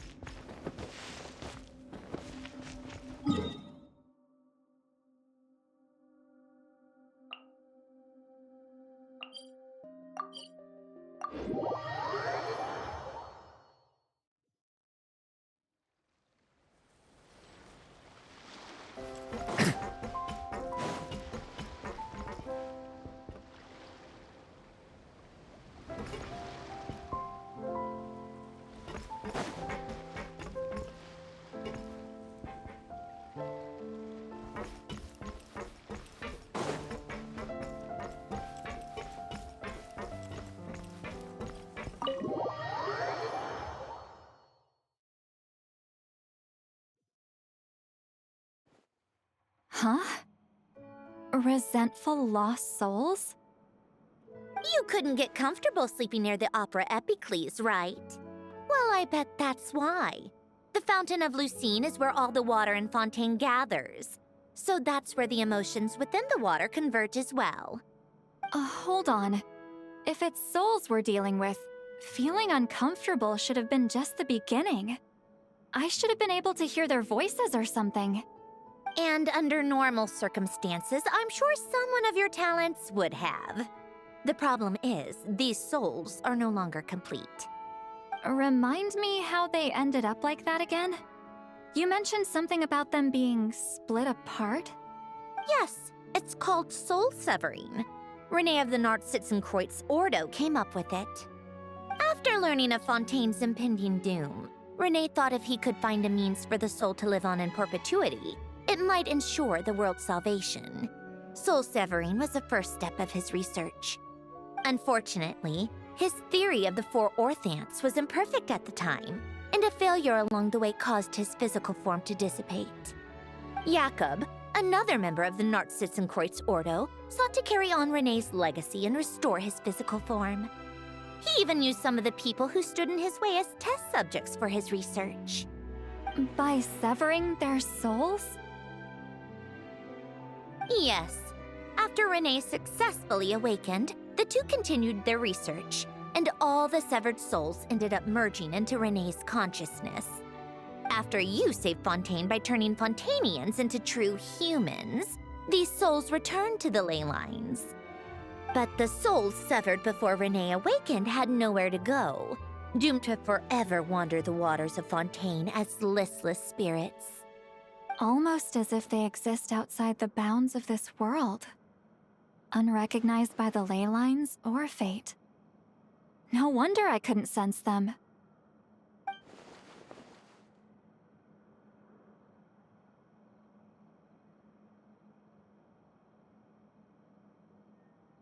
Not only that, but over time, they began to fuse with other entities. Their inner resentment lured in all sorts of evil beings, which corrupted and defiled them into nothing more than accumulations of filth. But the full transformation must have been recent. Otherwise, the Udex surely would have noticed. Wait, no, he must know already. That would explain the underwater Melazine patrols. No wonder I kept running into officers from the Mara Chaussee Phantom earlier. In that case, let's go find Nervalette and we can sort it out together. No, not just yet. Why not? For one, the diplomatic castle alone would be a nightmare. Even though I haven't reported back to Snezhnaya yet, I'm not planning to leave the Fatui anytime soon. Besides, with me here, success is a done deal. Involving other people would just complicate things. All I need is for Miss Lolly to help pinpoint the location of this monstrosity. Think you can do it? With my eyes closed. This is what I do. I'm a lot better at it than manning a desk, at least. But, how exactly do you plan on resolving this soul stuff? Even to me, there's no obvious answer. Seems pretty complicated, all things considered. Just trust me. I have the perfect solution. Oh, all right. If you're that confident, we'll follow your lead. Why the sudden interest in helping Fontaine with this, Androne? You never knew Renee and the others, right? No, I didn't. And you're right. This problem has nothing to do with me. I wouldn't get within 10 feet of the Nartsitzenkreuz Ordo or its members. But in his later years, Elen told me he regretted not helping his best friend when he needed it the most. He also felt sorry towards Marianne for being too lost in his mechanical research to look after her properly. If he were still with us, I think he'd do the same. He might have a few choice words to say about it, but even after everything, he wouldn't leave his friend's mess for someone else to clean up. Friends shouldn't hold grudges or leave behind regrets. Fixing what happened between him and Renee was one of his greatest wishes. All I'm doing is fulfilling it in his stead. You know, really do seem a little different now. You mean everything that just happened wasn't for nothing? Why, thank you for pointing out the obvious, Paimon.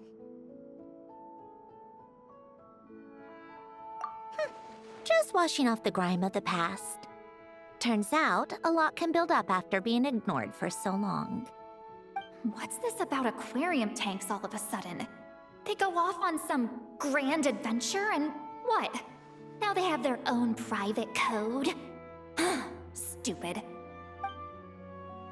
All right then, Lolly. Tracking this thing down is up to you. Huh? Oh, right. No problem. You got this, Granny Eatsley!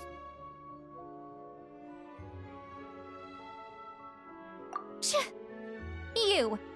Come with me to Hotel de Boer for a drink. Right now.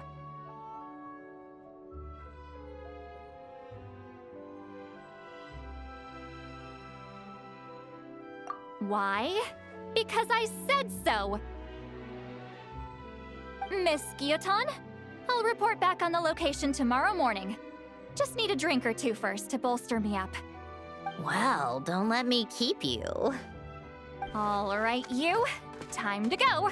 I've got scores that need settling. Huh?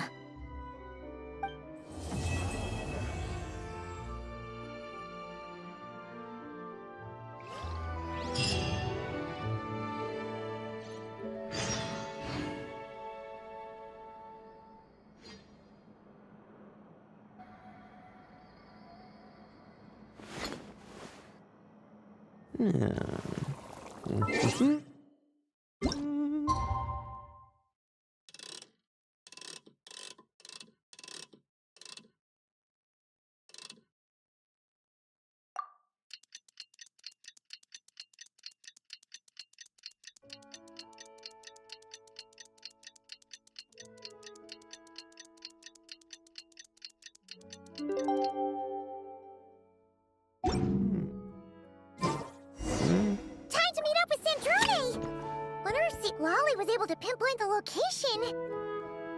Well, we should know soon. Let's just hope it all works out.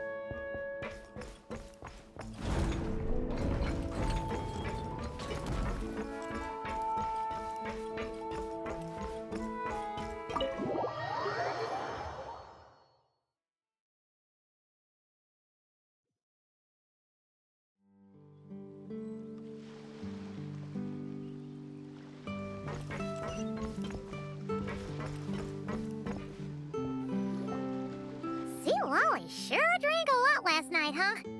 Wonder if she's even awake. Good morning. Columbina! Oh, you sure know how to make an entrance. What are you doing here? We just finished filming a last-minute scene, so I came up to get some fresh air. The others are still down below discussing what the final scene should be. You mean, how it should end? Yes, they're torn between whether the heroine should reunite with her old friend or not. Ah, because the whole point is that she came to her friend's homeland to search for her, right? Oh, Paimon almost forgot the plot! Yes.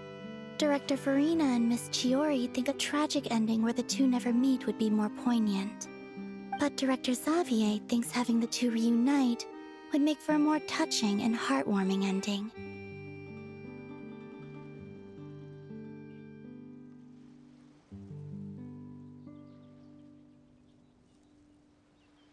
Me? I'm not sure. On a personal level, of course I want to see her again. Of course I want to experience that moment where we reunite. Even if it's just for the cameras. But that means an actor would have to take her place. And that makes me feel... Oh...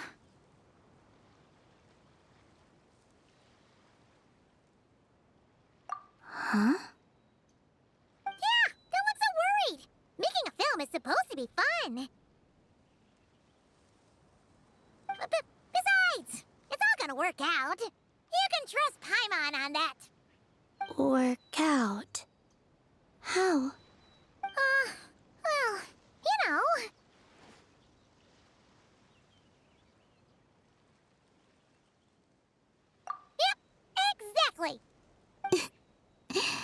Okay, I trust you. I'll just focus on having fun for now. Well, well, look who we have here.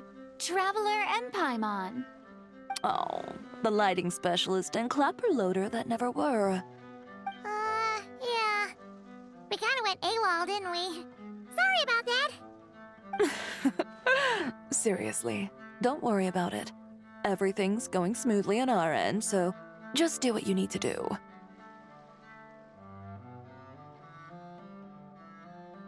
You seem to be in better spirits now, Miss Columbina. I apologize if our earlier discussion put you on the spot. It's okay. I'm fine now. The Traveler and Paimon talked me through it. So, what are your thoughts on the ending then? Should we have them reunite or not? We should tie everything up in bows. Huh?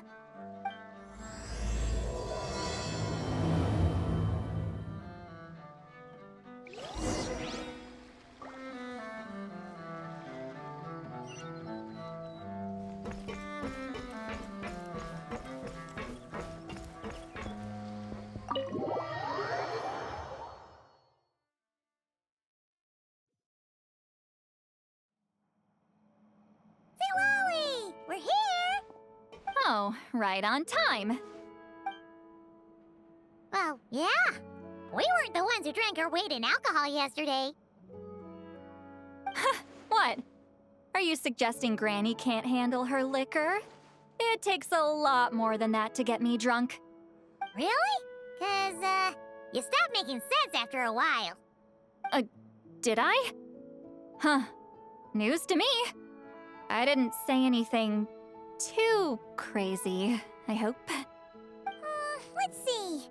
You spent half an hour bad-mouthing Auroron, half an hour complaining about work, an hour talking about light novels, and, Paimon kind of fell asleep after that. Are they gone? Oh, the crew? Yeah, we bumped into them on the deck, but they just left. Wait, but now that everything with your core is sorted out, what's stopping you from seeing Columbina? She misses you a lot. I just want to deal with this mess first.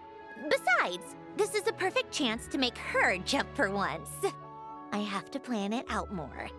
But enough about that. Were you able to pinpoint the location of our target? Of course! When Granny Eatsley promises something, she delivers. Great, let's see. Morte region. Wait, this is the Tower of Gestalt. The place the souls were severed. Is that the source of the resentment? Or is it the Narzisenkreuz Ordo in general? Let me come with. This thing's movement isn't fixed. If it's not at this location when we get there, I can use a ritual to summon it. You've already gone to more than enough trouble.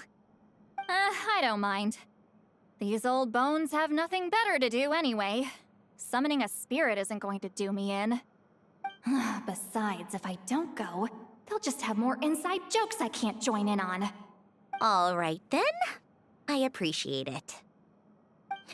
There's no time to lose. Let's head out!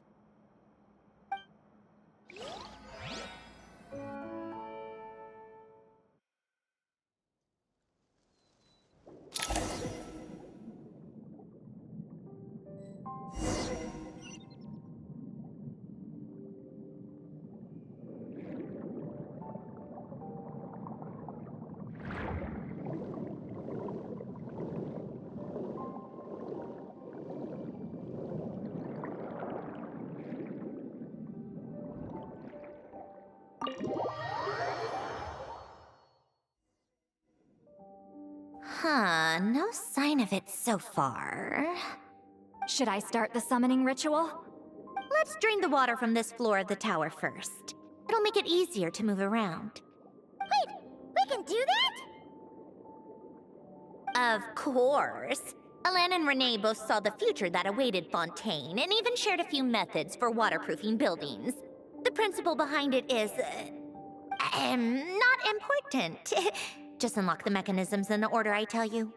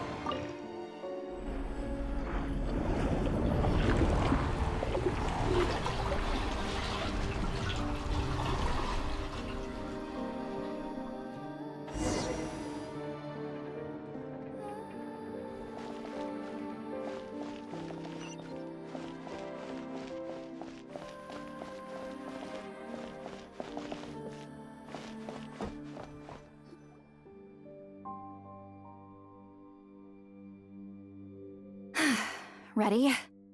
Yeah, when this thing appears, I'll try talking to the souls inside.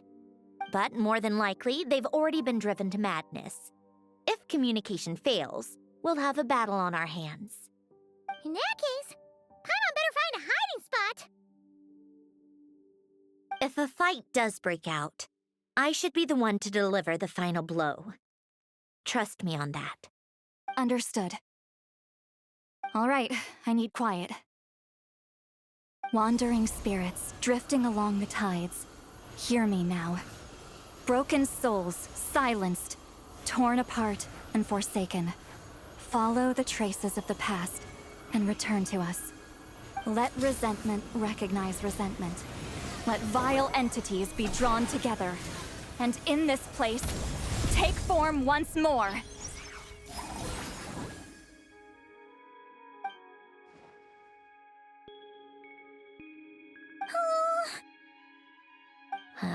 What now? Is that it? This is exactly why I deal in math, not magic. How are we supposed to know what stage the spell is at? It's like there's no logic to speak of. Mechanical science is so much easier to...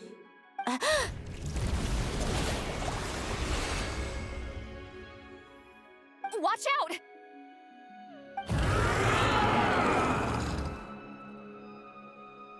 Hey, you! Or whoever's inside of you.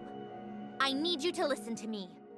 I'm a descendant of Fontaine's Lord Artificer, Alain Guillotin. I can make you whole again and return you to the ley lines. You just need to work with me here.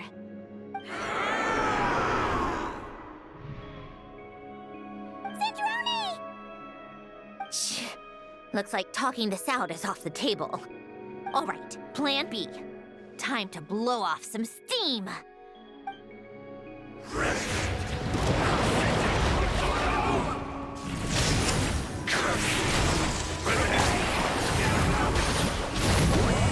You're cursing out the wrong person! I didn't even know them!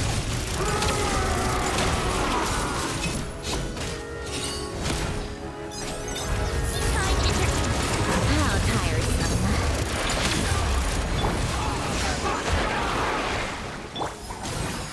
Most of them already did. But you still have a chance to return to the ley lines and reunite with your family. Just work with me here!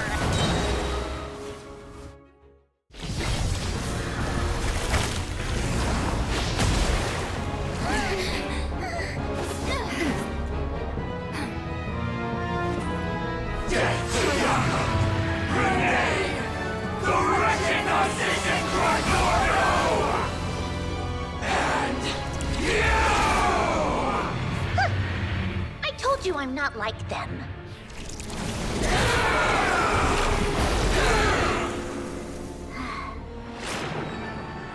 I'm stronger. Inverted. World formula. Reversion.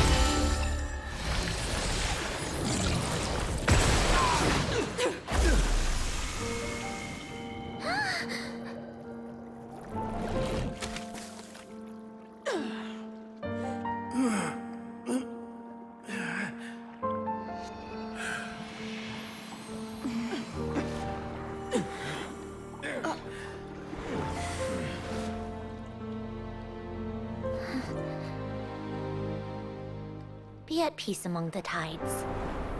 Lost souls.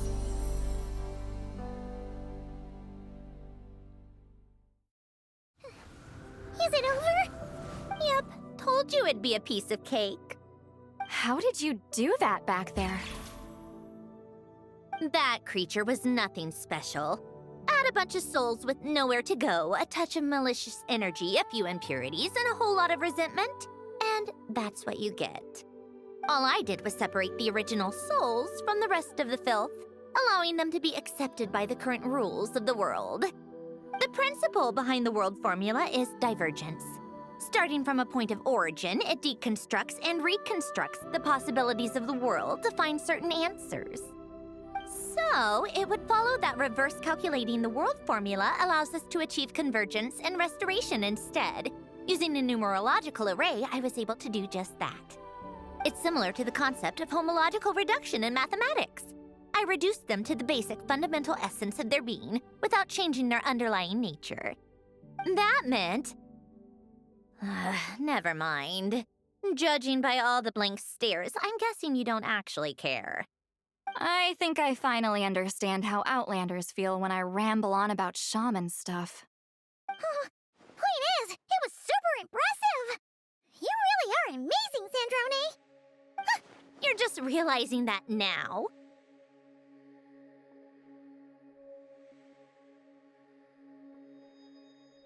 Ahem. Enough about that. We should get going. I'll go reset the mechanisms inside the tower. See you back on land.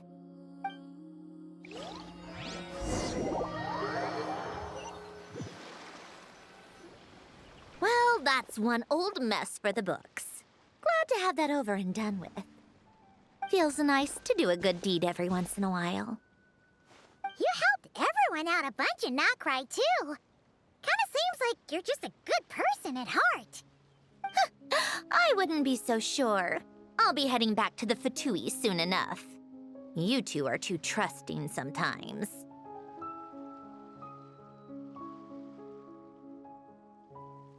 Fine. Just don't say I didn't warn you when it comes back to bite you.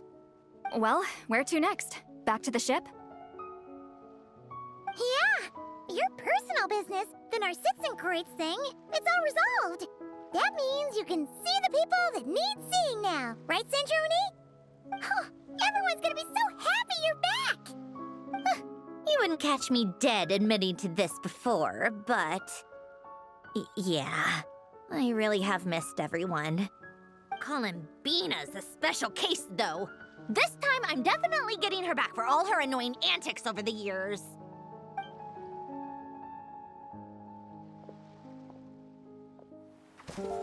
She'll sense me coming from a mile off. How am I gonna...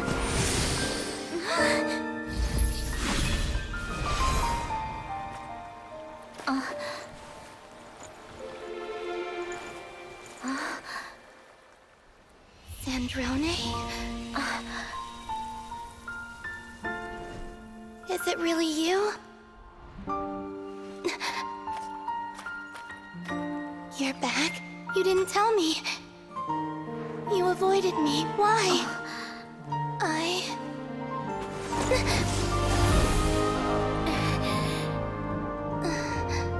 Sandrone? Now we're even. I missed you so much. That makes one of us, idiot. I'm here, Columbina.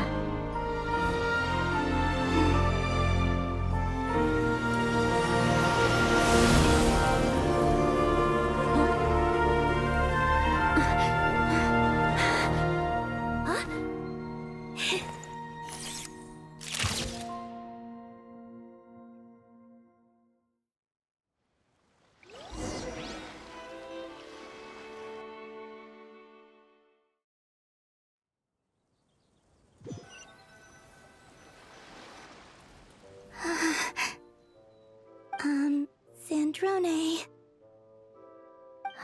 Don't ruin the moment. Or I'll start thinking about how you teleported me to a random location after I explicitly told you to stop doing that.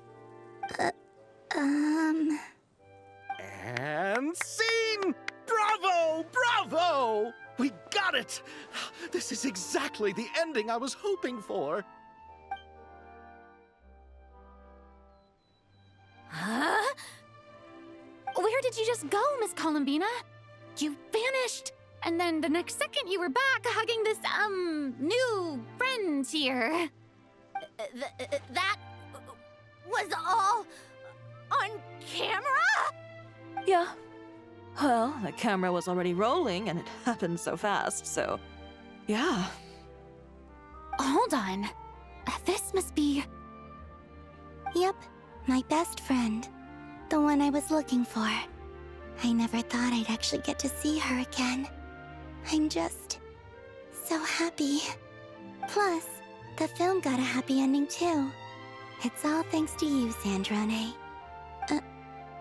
Sandrone?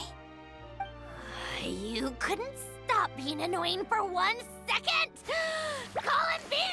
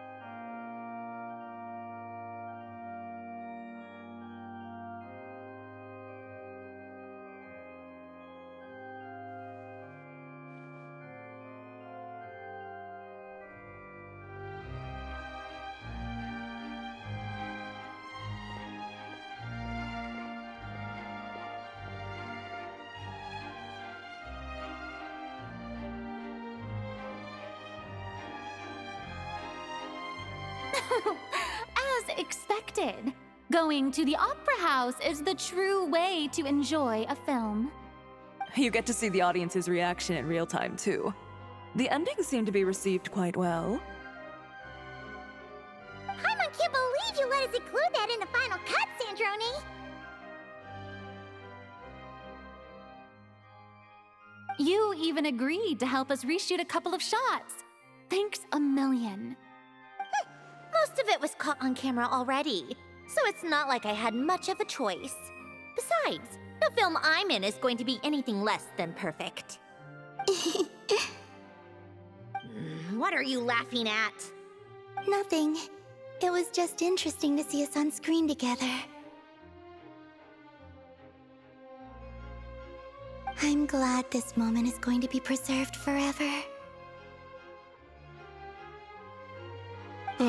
Just a pity we didn't take home the Farina Award this time around. Well, artistic films can rarely compete with commercial ones. You should have prepared yourself for this the minute you changed the script. True. Oh, did I hear someone mention the Farina Award? Come on, don't gloat! I won't. Our crew winning the Farina Award was a team effort after all. Costume design, script adaptation. Ooh, and the practical effects were so realistic. The flames and explosions even made me jump while we were filming. A lot of the effects were based on actual items the Special Patrol confiscated from criminals. Who knew they'd serve another purpose, right? But it turned out amazing! Really brought the thrilling scenes from the novel to life. Fontaine's film industry is seriously impressive. Which film did you vote for, Silali? Isn't it obvious? Great Detective Herlock, of course! That's the whole reason I'm here! You all should be proud, though. A lot of critics are saying really good things about your film, too. Longing and loss? Searching for something even after it's gone? It's a film that makes you think about life, and how important it is to explore those themes. Well, that is what the art of storytelling is for. Watching a film with friends is so much fun! There's so much to talk about! Ooh, let's throw a celebration later then! We're all old friends! Oh, we could find a place and chat to our heart's content! How about the Wingalette? That's perfect! Friends and family are more than welcome too. So if you want to bring people, don't be shy. You all can head over first and make yourselves at home. I'll bring over some refreshments in a bit. I just have one more stop to make first. Can I come?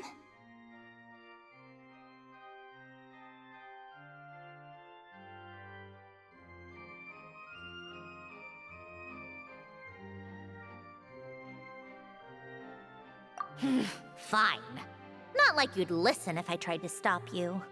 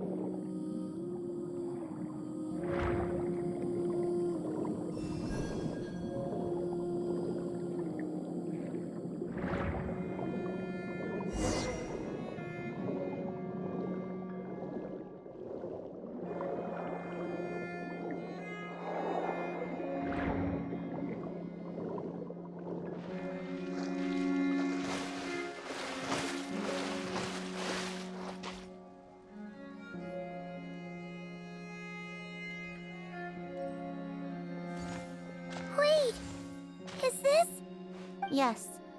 Here lies Lord Artificer, Elaine Gaeltan. This is his grave. Oh.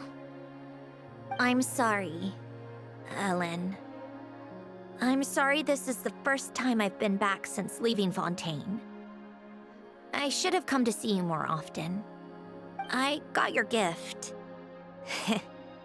I even cleaned up one of the Nartsitzenkreuz Ordo's messes along the way. Our home is just as quiet and warm as it always was. The flowers in the garden are still thriving. I'll make sure to tend to them more often from now on. Polonia received irreparable damage in battle. I should have taken better care of your invention. I'm sorry. Polonia was family to me. Just like you. You always said I was a fast learner. But I'm not so sure. It took me far too long to learn the things that truly matter. I never said this to you back then, but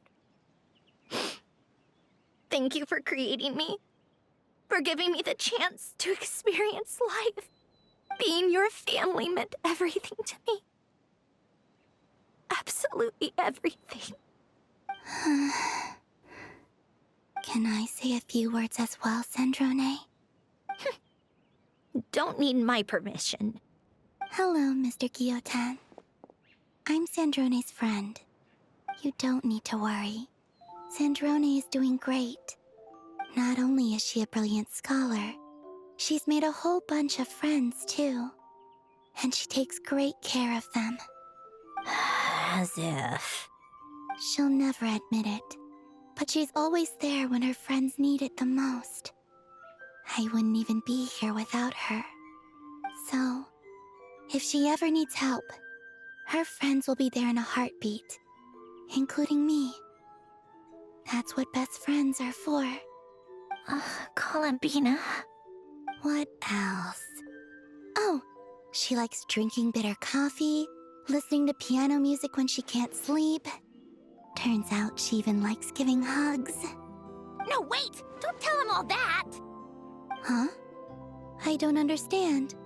I didn't think you'd want to hide things from him. Well, yeah, but there are still things I don't want to say.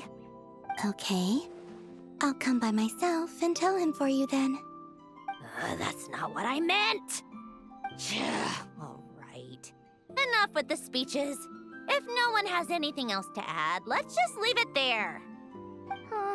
Should we say a few words too? Kinda seems like Columbina said it all.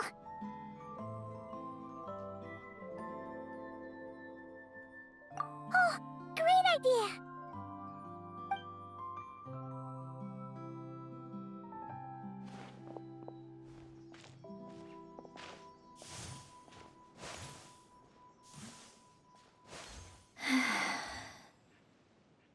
Goodbye, Ellen.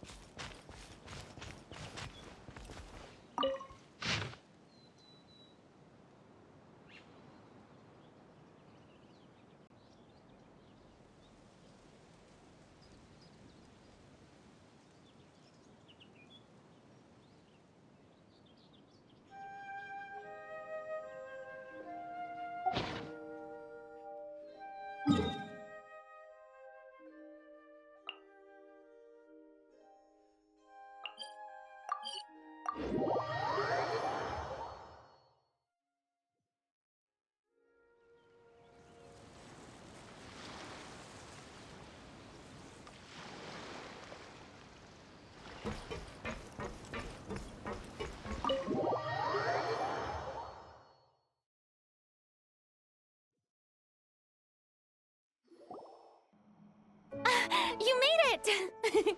The party's already started. Oh, but, you didn't bring anyone else along? I thought you headed out to invite some friends. We did invite a friend, actually. She'll be here soon. She's even bringing some desserts to have over tea. You should join us later, Miss Farina. I do love a tea party. Then don't mind if I do. This seems like a fun occasion. Let's go talk with everyone. Good idea! We'll introduce you to all our old friends.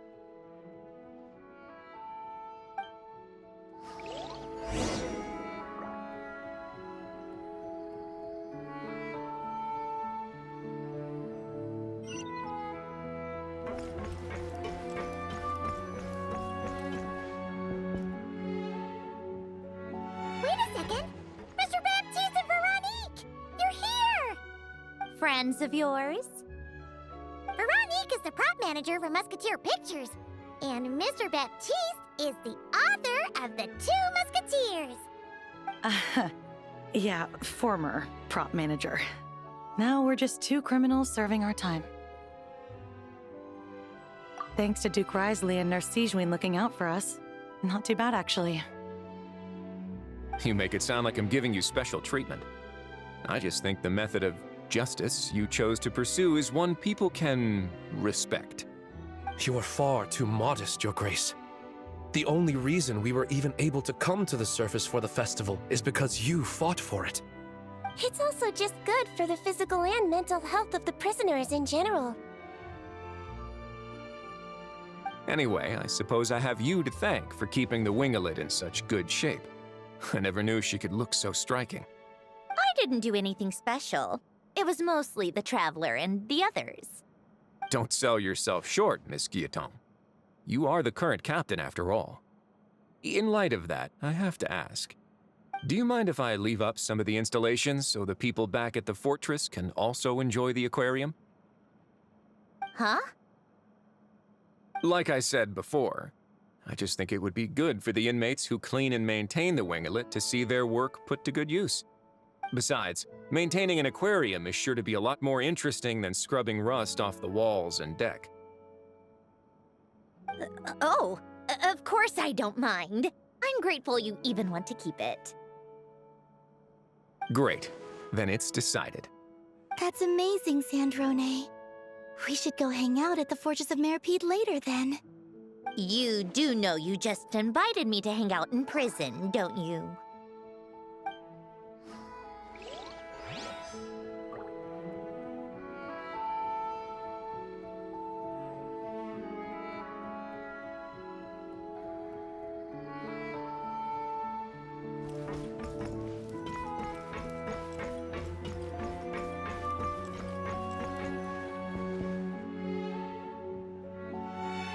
You made it.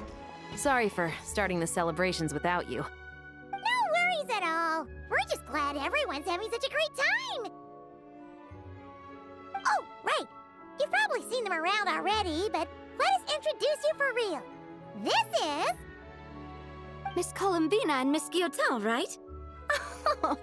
We saw the film you were in. It was so touching. Yep. This one started bawling her eyes out right next to me in the theater. I know. I didn't bring nearly enough tissues. Thanks. We saw your film, too. I memorized all your names. Oh, guess we can skip the introductions, then. Our effects were pretty over the top, right? Some of the extras in the big scenes were actual members of the Spina di Rosula. So basically, your contribution was creating realistic-looking chaos. That wasn't the only realistic aspect. Miss Chevres and Miss Emily were also kind enough to lend their expertise on criminal investigations and forensics. Oh, it was nothing. I was just honored to take part and help out. Wow! No wonder your film turned out so good. You basically had an expert in every field. Talk about a stacked crew. Oh, speaking of, want to join in on a round of tabletop troupe later, Miss Columbina and Miss Guillotin? I mean, what better place for a party than a party? Here we go again. That sounds interesting. Yes, Persuasion successful. What about you, Miss Guillotin?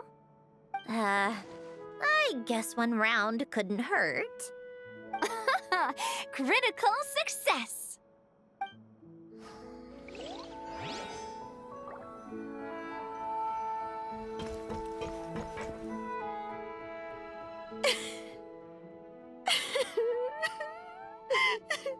What a dream come true! For once, it all worked out! I can die without regrets. Let's not get too ahead of ourselves, Director Lapine Pauline. What was in that piece of cake you just handed her, Escoffier? Romaritime flowers, eggs, flour, same as all the other pieces. What, you think I tampered with it? Playing a detective in real life now too, are we? Oh, it's so delicious! I'm so happy!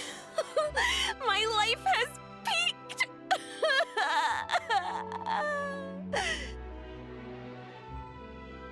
Miss Lapine Pauline, look who I brought! Master! Wait, what happened to your face? Why are you crying? Never mind my face. Here, let me introduce you. This is Miss Charlotte and Miss Escoffier. Things are sounding lively over here. Oh, look who it is! Perfect timing. I was so busy with the shoot, I feel like we barely got to talk. Ah, and the elusive Miss Guillotin. It's great to see you. Thank you so much for letting us use the boat free of charge. That was so generous of you. Oh, right. Introductions. This is Miss Charlotte and Miss Escoffier. That's kind of you. But I didn't really do anything. If you want to thank someone, it should be the Duke or the people who keep the boat in such good shape. Right. I'll head over in a bit and do just that. Miss Columbina? Yes? Could I interview you sometime? I'll treat you to some gâteau de bord for the trouble. There's only a limited amount available each day. Oh, but it's an absolute must-try when you're in Fontaine. Oh, sure. Bold of you to use my own cake as a bribe right in front of me. You know what?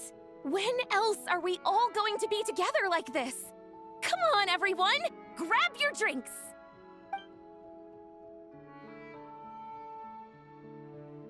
Are we going to toast? Yup! Come on! Sante!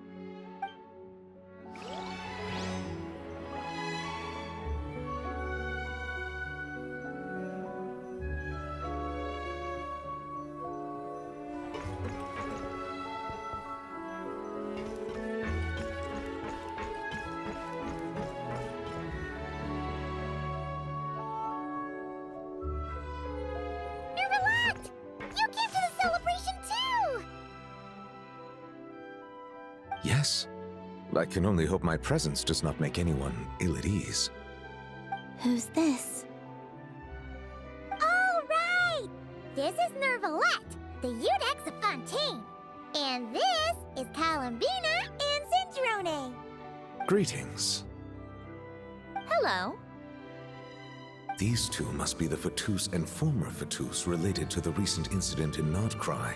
I read about them in the diplomatic report. The Eudex? Oh, the dragon that cries a lot. Oh, well... Jeez, Columbina. That's your takeaway from all those Fatui meetings? Seriously? Is that truly how I'm portrayed in the Fatui's intelligence? You must put a lot of people in prison, then. Well, it would be more accurate to say I pass judgment on their crimes. All trials in Fontaine strive for fairness and justice, so as to avoid imprisoning the innocent. So, only the people who deserve it get sent to prison. Well, deserve is quite a subjective metric, is it not? At the very least, I can promise that, in every trial over which I preside, I make every effort to deliver a fair verdict.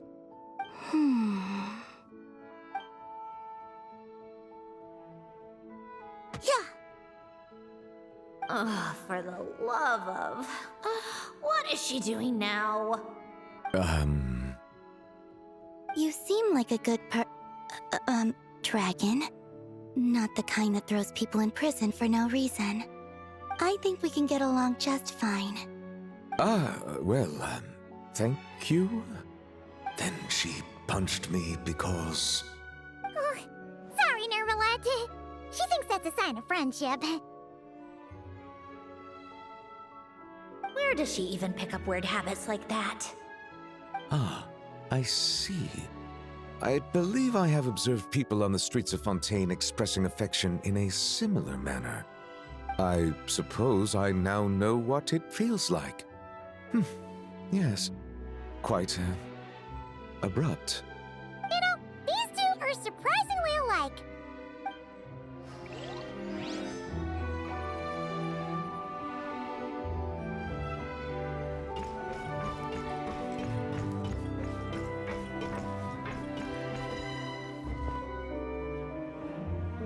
Granny Eatsley, you're really not going to let us borrow these cute little stuffed toys for our magic show?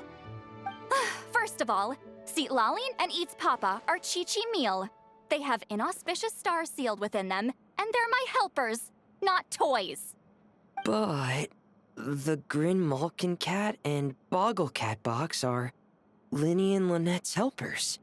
And they still make good partners on stage. Agreed. We've never had a Chi-Chi meal pop out of our hats before. It would be quite the surprise.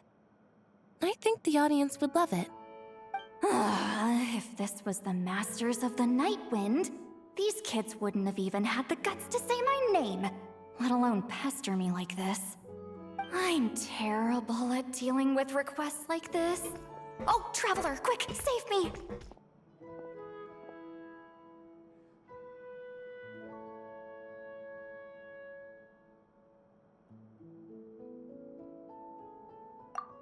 You think you're so funny. Lady Sandrone, Lady Columbina. Hello. Don't look at me like that. I don't have any mechanisms for you to break. Don't be fooled by my sister's demeanor, Lady Sandrone. She's just as delighted as the rest of us to have you back.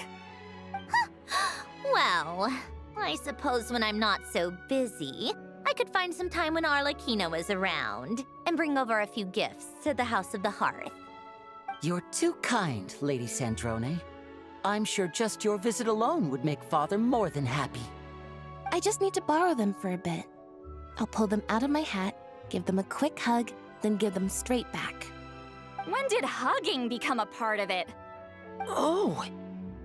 I could lend you Pear, so you have something to hug in the meantime. He gives really good hugs. I don't need something to hug in the meantime. The issue was never the hugs. How about this? You can have 2 VIP tickets right next to each other. Excellent view. Right next to each other?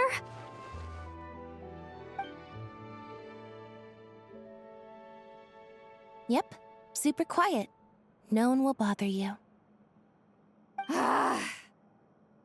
I'm sure you'll have a great time. Fine. Oh, looks like Arlecchino's here. Come on, Columbina. Let's go have ourselves a tea party.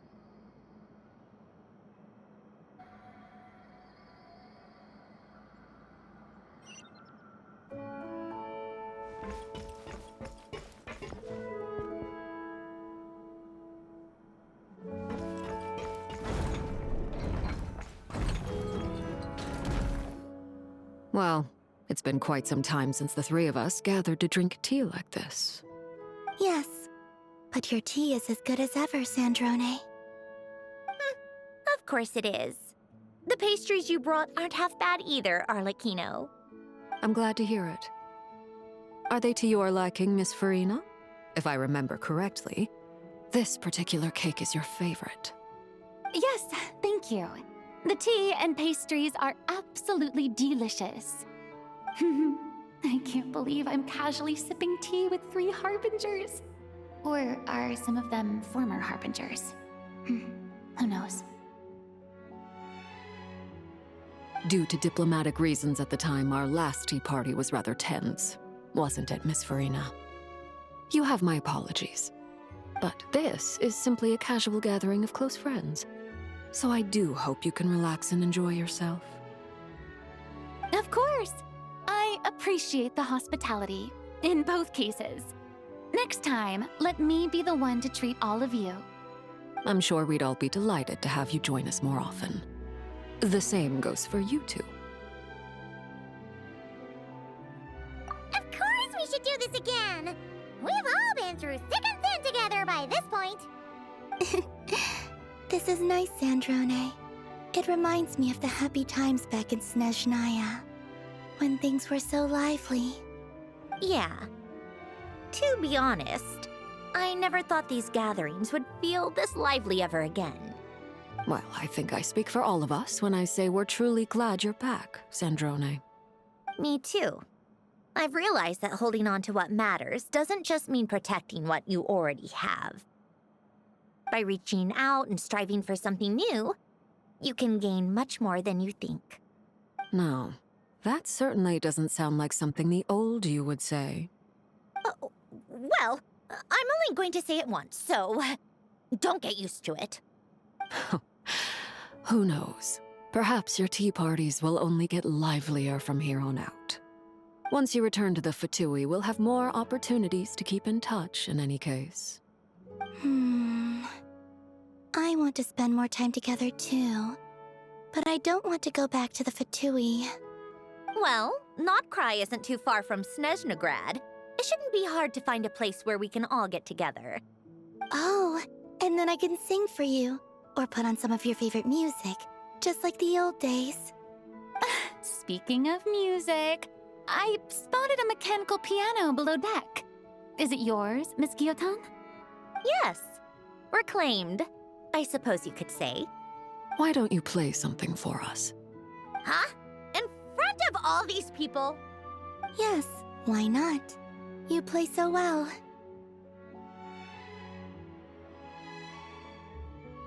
Yeah, come on! Just a little, please? For the love of... Fine! One piece, and that's it.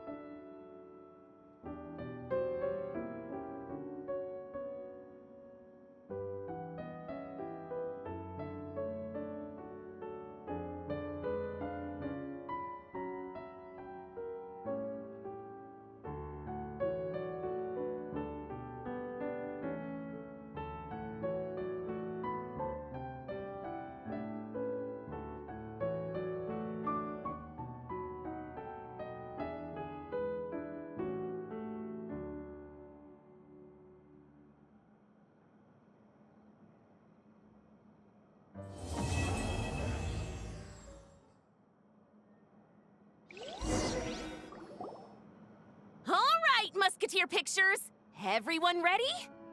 I'm not sure I should be in this one. Of course you should. you might have primarily helped out another crew this time, but you're still a member of Musketeer Pictures. All right, thanks. I'll still stand a bit off to the side, though. Can I be in the picture too? Of course, Miss Veronique. I would have loved to have you in the last one, too, if circumstances had allowed it. Thank you, Director Xavier. Do I really have to be front and center? You're one of the lead actors! Of course you do! Nervous, Sandrone? No! All right, look at the camera! And 3, 2, 1... Musketeer Pictures!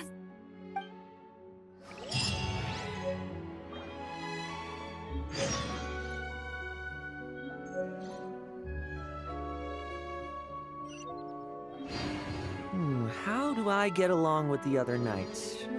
Well, I'm certain I've left a deep impression. That can only be a good thing, right?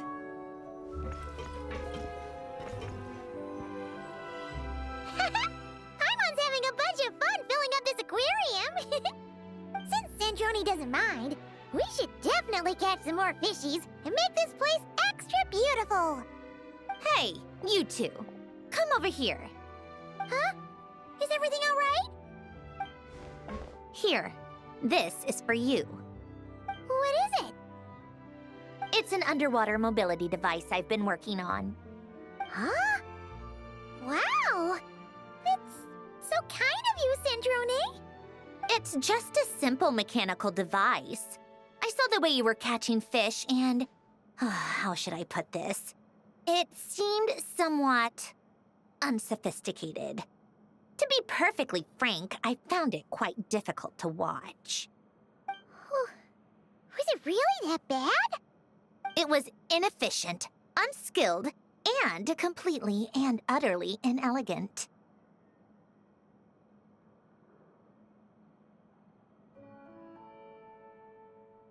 No need to apologize. Everyone has their own ways of doing things. But seeing as you plan to keep adding to the aquarium, it might be best if you use this device. The waters of Fontaine are home to more than just harmless ornamental fish. There are plenty of predators who could do you some real harm. This device will not only help you fish, it'll also help you flee.